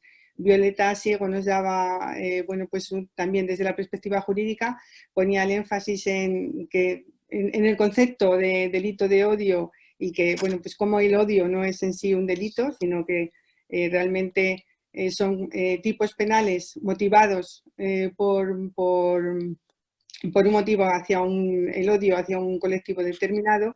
Y Nicolás, bueno, pues nos ha dado un paseo por la calle, nos ha acercado a la realidad, a la situación que sufren pues muchas otras personas, como las personas migrantes, y también nos hablaba pues del importante papel que tienen los medios de comunicación y cómo pues pueden ser cómplices en el discurso del odio, a la vez bueno, pues que nos indicaba pues eso, contrastar fuentes y algunas posibilidades para evitar este tipo de delitos. En el chat hemos tenido pues muchas preguntas, yo voy a intentar sintetizar algunas. Tenemos pues preguntas para los periodistas y preguntas más legales, pero voy a ir lanzando algunas, si os parece vais contestando como mejor os parezca. Con respecto más desde un punto de vista más periodístico, bueno, pues nos preguntan por qué esta imagen distorsionada que existe de la población gitana en los medios de comunicación, y por qué también, bueno, Fernando hacía referencia al principio de su intervención, en las últimas 2 semanas han muerto 2 personas gitanas, bueno, pues una en prisión, no se sabe exactamente las circunstancias, pero sin embargo estas noticias, pues como decía Fernando, se silencian. ¿El silencio es cómplice? ¿El silencio, ¿por qué este silencio ante determinados hechos? Y por otra parte, otra pregunta que también se ha repetido por parte de distintos intervinientes se refiere a la responsabilidad de las plataformas. Las plataformas, bueno, pues Facebook, distintas redes, medios digitales, que en muchas ocasiones podemos considerar que incitan estos mensajes de odio. ¿Qué responsabilidad pensáis que existe? ¿Cómo podemos controlar? Desde el punto de vista jurídico creo que tenemos algunas respuestas, otras no. Si queréis, hacemos una primera ronda de preguntas y si tenemos tiempo, pues seguimos con la siguiente. ¿Quién quiere comenzar? Pues empiezo yo, si os parece. Venga. Preguntas por qué se produce esa discriminación en los medios. Los medios no siempre, pero en muchas cosas y en esto en particular sí que somos reflejo de la sociedad. Somos personas que vivimos en una sociedad en la que hay discriminación, en la que se invisibiliza el mundo gitano en este caso, y eso también lo trasladamos a nuestros medios. No hay una sensibilidad en los medios hacia ese tipo de temas. Hay periodistas especializados como Nico, pero en general no hay esa visión. Una de las cosas que yo intenté hacer en EFE es poner la mirada de género en cada una de las informaciones que se hiciera, fueran de fútbol, de cultura, por supuesto, o de cualquier otra cosa, y me costó mucho. Yo creo que deberíamos hacer algo parecido en los medios respecto a lo que se refiere al odio, al racismo, en este caso al colectivo gitano, pero nos va a llevar mucho tiempo porque venimos de muy atrás. Entonces yo no creo que haya una intención de decir vamos a discriminar el colectivo gitano, pero sí hay un enorme desconocimiento, insensibilidad, probablemente también falta de personas gitanas en las redacciones trabajando y dando esa visión, pero insisto, reflejo de la sociedad. Yo estoy seguro, no conozco encuestas, pero estoy seguro que si se hacen encuestas se liga gitanos con delincuencia o con cultura, lo cual es evidente una disgresión y un disparate. Yo creo que eso ocurre normalmente y me parece que los medios en eso no somos más que reflejo de la sociedad, lamentablemente, porque deberíamos ir por delante y sobre todo algo que se me ha olvidado, más los medios públicos que tenemos una exigencia, o tienen ahora, tienen una exigencia mayor de responsabilidad en esos asuntos. Y respecto a las plataformas o las empresas que están ganando mucho dinero a costa de la transmisión de odio, creo que tienen una responsabilidad ética, pero también legal similar, y aquí me voy a meter en el terreno de Violeta donde no me llaman, creo que deberían tener también una responsabilidad legal exactamente igual que los editores la tienen respecto a lo que se publica. Si un periódico publica un texto que es, digamos, materia delictiva, el editor tiene también una responsabilidad penal, pues probablemente también las empresas deberían tener una responsabilidad similar, las empresas de plataformas de contenidos. Bueno, aportando algunas de las prácticas que hemos intentado poner en marcha en la cadena SER, nosotros somos conscientes que en la creación del ideario del estereotipo sobre los colectivos, no solo intervienen las noticias convencionales, un reportaje, una crónica, una columna de opinión, un editorial de un periódico. Por ejemplo, en las radios ustedes saben que hay mucho protagonismo de los opinadores, ¿no? Fernando sabe de esto porque ha vuelto afortunadamente ahora 25, que de los opinadores que nos gusta tener. O de los llamados tertulianos, me parece a mí que es demasiado demonizado. Simplemente yo podría discutir sobre el porcentaje de opinión y de información en los espacios, pero me parece que son necesarios los análisis. Y fíjense que nosotros intentamos, bueno, de hecho lo hicimos, al menos en la Comunidad de Madrid, una de las tertulias sobre la actualidad, a propuesta mía, incluimos a Sara Jiménez, la diputada ahora en el Congreso, la abogada, y que fue en su momento secretaria de Gitano y ahora diputada en el Congreso por Ciudadanos, ¿no? Y no con el objetivo de decir, Sara Jiménez, gitana, háblanos del mundo, no, sino porque Sara Jiménez es una mujer preparada, tiene una visión de los hechos, más allá de lo que piense, de su ideología, etcétera, etcétera, y consideramos que los análisis de la actualidad había que incorporar otras visiones que tienen conocimientos y contextos basados en otras realidades. Porque si no, seguimos retroalimentando el mismo perfil de opinadores o de creadores de opinión en medios de comunicación a través de tertulias, de columnas de opinión, de televisión, etcétera, etcétera, ¿no? Pero voy a aterrizar otra vez en la autocrítica. El nivel de desconocimiento de la mayoría de los periodistas en España sobre la realidad del pueblo gitano, salvo muchas excepciones y buenas que hay que tienen un gran conocimiento, es brutal. Se rigen de los mismos estereotipos, pocas veces saben a qué fuentes acudir para alimentarse de lo que le está pasando a la gente, y si hacen una simple comprobación en Google de cuando se habla de noticias de gitanos, casi siempre se habla de los gitanos a través de fuentes oficiales y no escuchamos a los gitanos, ¿no? Y me parece que eso es fundamental para romper todos los prejuicios que siguen forjados incluso en las redacciones y en las mentalidades de los editores, que son los que apuestan por esto. Entonces creo que afortunadamente el tejido social que rodea al pueblo gitano cada vez es más potente, cada vez está siendo más activo y cada vez está demandando más atención por parte de los medios, y ojalá ese empuje haga que nosotros cambiemos la situación, ¿no? Y luego el tema de si somos cómplices o no de contar estas dos muertes de los últimos días. Yo no sé si llamarle cómplice, pero lo que decía Fernando de los equilibrios en los pesos de lo que se supone que es más importante, menos importante. Por ejemplo, yo me desgarro por el chauvinismo absurdo que tenemos con algunos temas, o por el yanquismo absurdo que tenemos de contar cualquier tiroteo en cualquier colegio de un pueblo de Estados Unidos porque resulta que un profesor, que todo el mundo tiene armas, ha disparado y ha herido a alguien. ¿Qué nos pasa como periodistas, ¿no? Yo muchas veces lo discuto cuando nos sentamos, me gusta mucho discutir y cuestionarnos. Vamos a ponderar qué es noticia, por qué es noticia, y si la situación de determinadas personas acaban siendo víctimas de una muerte violenta en un centro de detención público, centro de privación de libertad como una comisaría o una cárcel, eso tiene que ser noticia, sí o sí, en la redacción de nuestro país, ¿no? Entonces, lo que reivindico, intentando hacer un poco una reivindicación constructiva, es reconozcamos que no lo hemos hecho bien, ¿no? Lo que decía Fernando de pedir perdón porque no hemos hecho el suficiente caso a la realidad de un montón de colectivos que están fuera del foco mediático.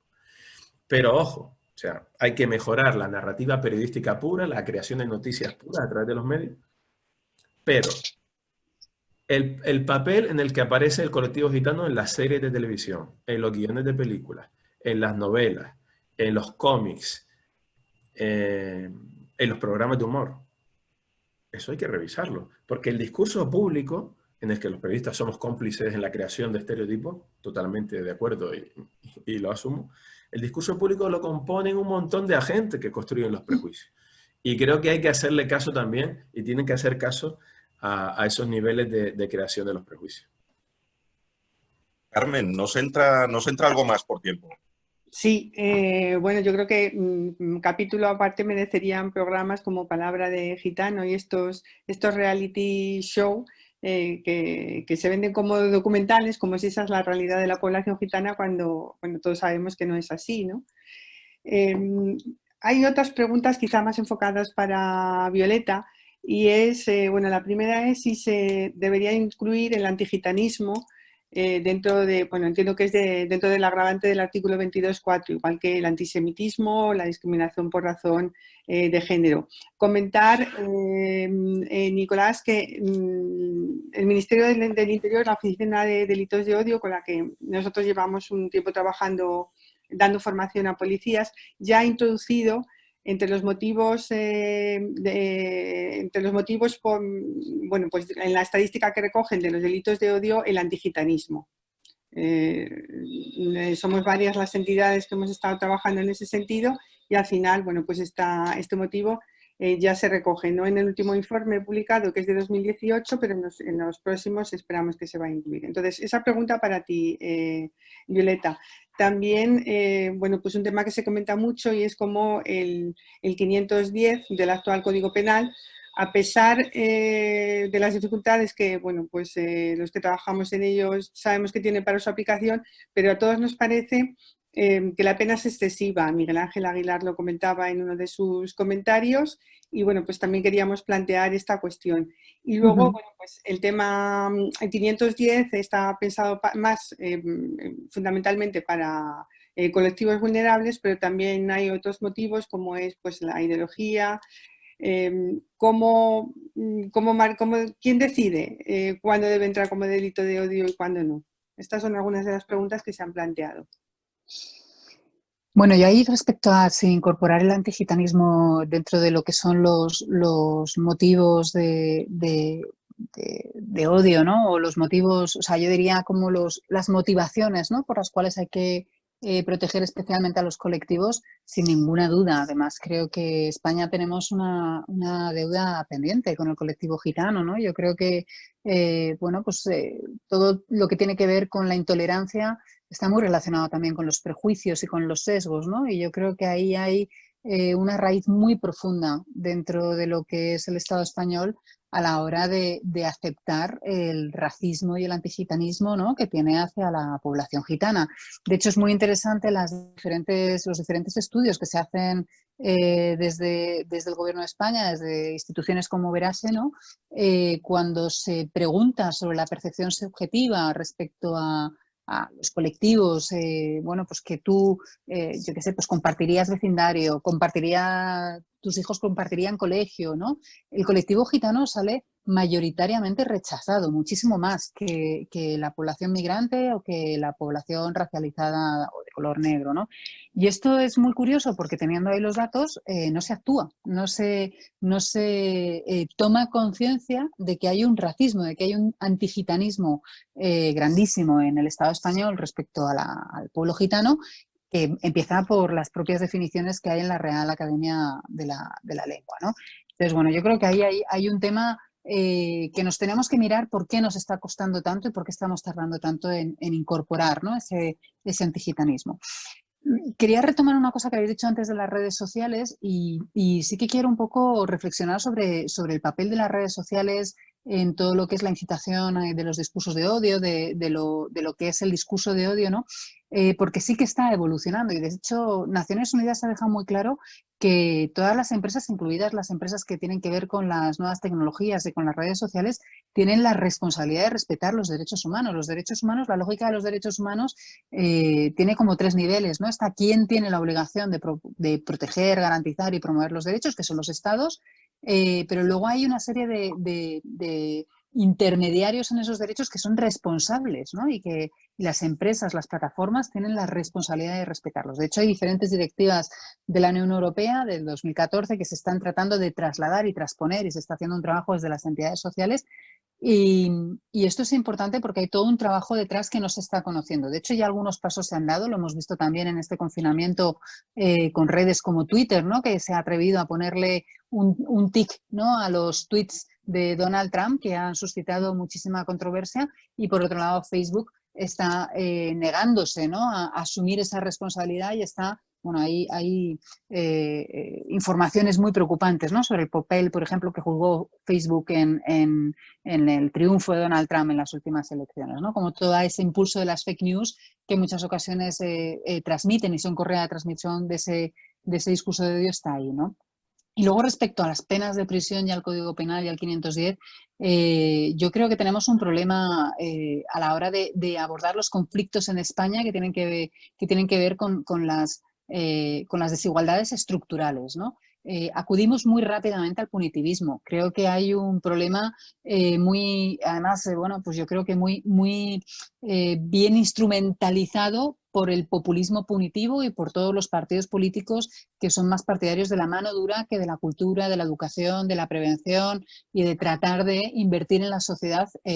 Y eso es algo que cuesta, ¿no? Yo creo que en ese sentido el 510, además creo que lo comentaba Miguel Ángel, ¿no?, las penas que establece son de una duración excesiva que incluso van contra la doctrina del propio Tribunal Europeo de Derechos Humanos, ¿no? Entonces, desde ahí hay un problema en España con el uso que se le quiere dar al Código Penal para resolverlo todo. O sea, parece que cualquier problema de convivencia, de conflicto, cualquier problema social, además, que son problemas colectivos, rápidamente se acude a que el Código Penal lo solucione. Cuando tenemos más que probado desde los feminismos, desde los derechos humanos, tenemos más que comprobado que las cárceles solamente reproducen desigualdades, no son la solución, no vienen más que a anclar precisamente todos esos problemas que hay que tratar de combatir a base de Código Penal.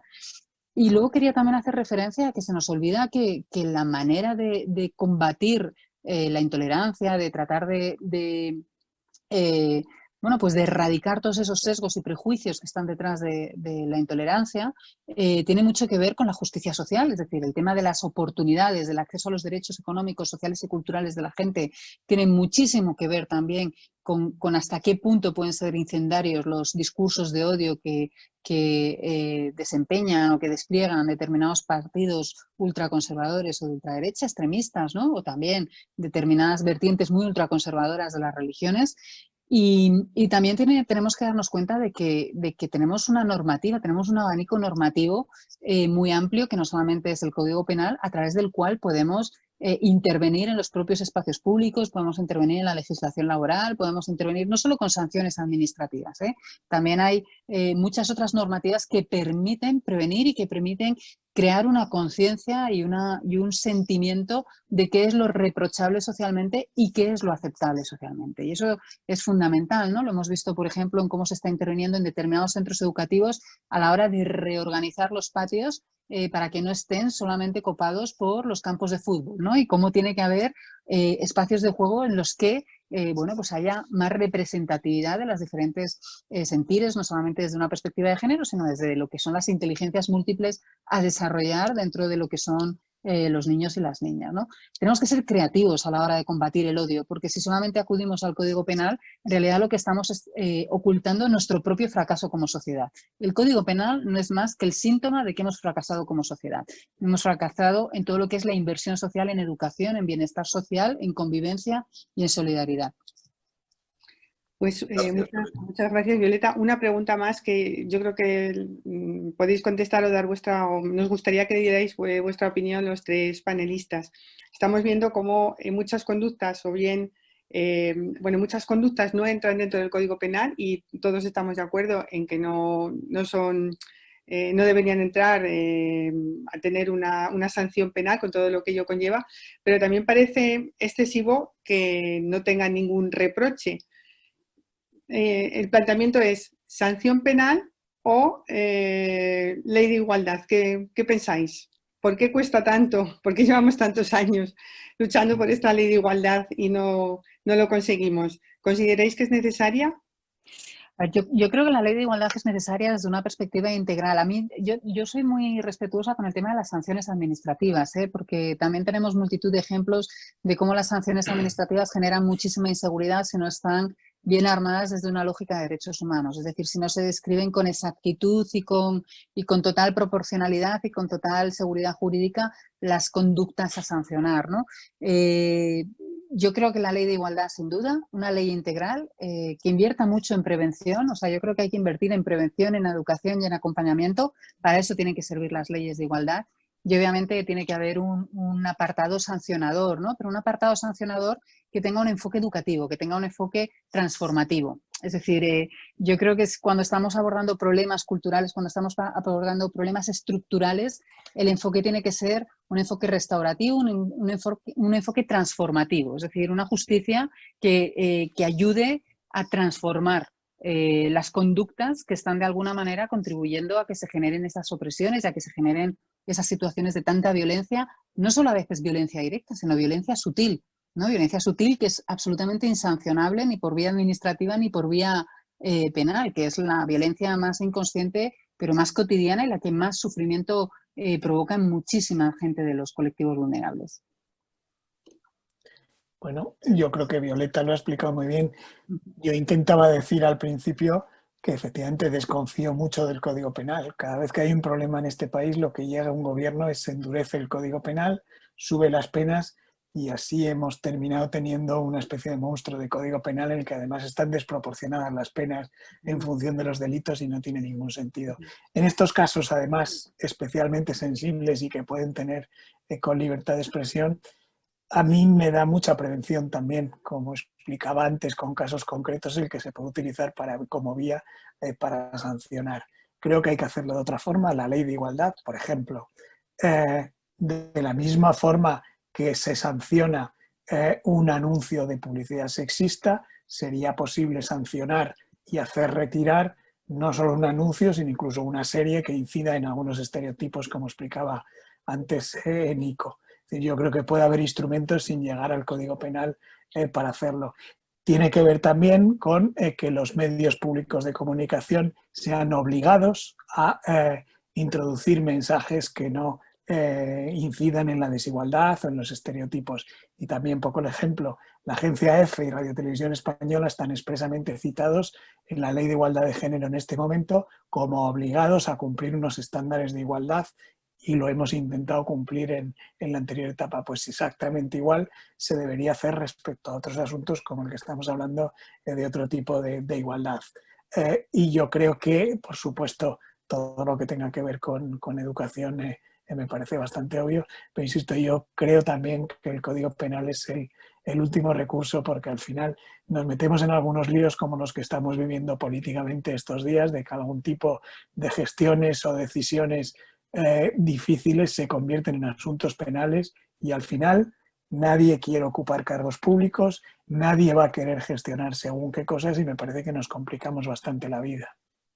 Sí, además es muy peligroso cuando se llevan al Código Penal conductas que no deberían, o sea, tipos que no encajan dentro del Código Penal, el resultado es mucho peor porque refuerzas al que tiene este tipo de conductas, ¿no? Una última pregunta, porque es algo en lo que Camila también ha estado pues peleando por ello, y es el tema de los consejos, el Consejo Nacional de Medios Audiovisuales. Sabéis que está regulado por ley, pero por falta de presupuesto ya hace bastantes años quedó sin efecto. Solamente tenemos dos consejos de medios audiovisuales en España en la actualidad, el de Cataluña y el de Andalucía. ¿Pensáis que un Consejo Nacional de Medios Audiovisuales ayudaría a todo este tema que estamos tratando, al tema de la discriminación, delitos de odio? ¿Qué pensáis? No sé si tenéis alguna opinión al respecto. O Fernando está más. Pues depende, ¿eh? Déjame que sea muy precavido para todo lo que suponga control, porque los ejemplos que tenemos en España de consejos audiovisuales, si no recuerdo mal, en Cataluña y en Andalucía, no son excesivamente buenos. Yo creo más en ese tipo de consejos dentro de las propias empresas, dentro de los medios de comunicación y con capacidad para vigilar cuáles son los contenidos que se difunden, más que otro tipo de consejos. A ver, el poder y los políticos en particular hacen cosas buenas a veces. No soy de los que estoy en la antipolítica. Hoy, por ejemplo, se aprobó una ley importantísima de ingreso mínimo vital, que creo que hay que destacarlo, pero tienen una voracidad controladora con la que hay que tener mucho cuidado. Y si se establecen ese tipo de consejos, creo que hay que ser muy cuidadosos con su composición, con su designación y cuál es la forma en la que pueden controlar los medios de comunicación. Yo sobre esto un comentario al margen. En España hay más de 15 manuales, códigos éticos o manuales del uso del lenguaje asociado a migrantes o distintos colectivos, pueblos, etcétera, etcétera. Y como podemos ver y escuchar y leer estos días, esos manuales no son muy ejercitados en las redacciones ni por parte de muchos editores, desgraciadamente, ¿no? Ahora, ¿con qué voy con este argumento? Que por mucho código penal que pongamos sobre la mesa, por mucho Comité Nacional Audiovisual que pongamos sobre la mesa, hay un supracomportamiento, que es el efecto contagio.com, como lo llamo yo, de cómo la gente se comparte verdaderas mentiras, estupideces y mensajes de odio sin hacer el mínimo esfuerzo de contrastar. Hoy somos la sociedad supuestamente más informada de la historia, la que sin duda tiene más acceso a la información desde muchos puntos de vista, a la que nunca ha tenido la sociedad mundial, ¿no? ¿Por qué se repiten estos mensajes de odio? ¿Por qué se propagan? ¿Por qué se comparten? ¿Por qué no se contrastan? ¿Qué hay de la responsabilidad del individuo en la transformación, en la participación en esta cadena de creación de odio, ¿no? Y eso me lleva otra vez al ámbito de la educación. Estamos creando mensajes de fast food ideológico, de fast food periodístico, de fast food de odio, que todo el mundo acaba comprando, ¿no? Y eso es el caldo de cultivo perfecto para que pesque el populismo y para que se impongan las ideas que desde el poder pueden emanar para crear discriminación y seguir, no creando más discriminación, sino retrocediendo en el poco trabajo que hemos ido avanzando en estos últimos años, ¿no? O sea, yo apelo de nuevo al rigor de cada uno y a la responsabilidad de cada uno. Y como periodistas, como agentes sociales, como agentes institucionales o del mundo de la judicatura, tenemos que no callarnos ante la creación de esos mensajes. Bien, pues creo que muchísimas gracias. Creo que se nos acaba el tiempo. Gracias otra vez por vuestras intervenciones y bueno, pues le paso la palabra a Sebastián para que cierre. Sebastián, que por cierto es periodista, es compañero gitano de la Fundación Pereglosa, lleva el área de cultura dentro de la fundación y es periodista y también actor. Y lo que es peor, Carmen, y lo que es peor, ni sé cantar flamenco, ni acostumbro a robar. Eso me deja totalmente fuera del foco de los medios, totalmente fuera de agenda. Una vueltecilla te das, Sebas, una vueltecilla. Bueno, algún apaño hacemos. Bien, fijaos, con el deseo de que la profesionalidad, el rigor, contagie la mente de todos los periodistas de este país y guíe su trabajo, me permitís, para terminar, quiero hacer referencia a algo que decía uno de nuestros los miembros de la audiencia, que los gitanos no somos un colectivo, que somos un pueblo. Bueno, pues escuchemos a Cristóbal Lasso, es una opinión, es una opinión. Fijaos, damos aquí por terminada de esta manera la sesión titulada Libertad de expresión y delitos de odio. Ha sido la primera cita de del ciclo titulado Los medios de comunicación ante la discriminación y los delitos de odio, organizado por la Federación de Asociaciones de Mujeres Gitanas Camira, en colaboración con la plataforma Quetané y su programa Romanicatif, el Observatorio Español de Racismo y la Xenofobia, el Consell de l'Audiovisual de Catalunya y la Fundación Privada Pereglosa, en el marco del proyecto europeo Discricamira, financiado por la Comisión Europea. Gracias a Fernando Garea, a Violeta Asiego, a Nicolás Castellano por acompañarnos esta tarde. Gracias por vuestra información y por vuestra opinión. Gracias a toda la audiencia que nos ha seguido esta tarde. Hemos llegado a unos números, yo diría que bastante aceptables, Carmen. Sí, la verdad que sí. Y les emplazamos a la segunda cita, a la segunda sesión, que lleva por título Repercusión de las fake news en los delitos de odio. Y tendrá lugar el próximo día 17 de este mes de junio. Y nos vamos a despedir hablando en romanó, el idioma gitano, otro gran desconocido de este país. Les doy nice to mengue, es decir, gracias a todos ustedes. Hasta la próxima.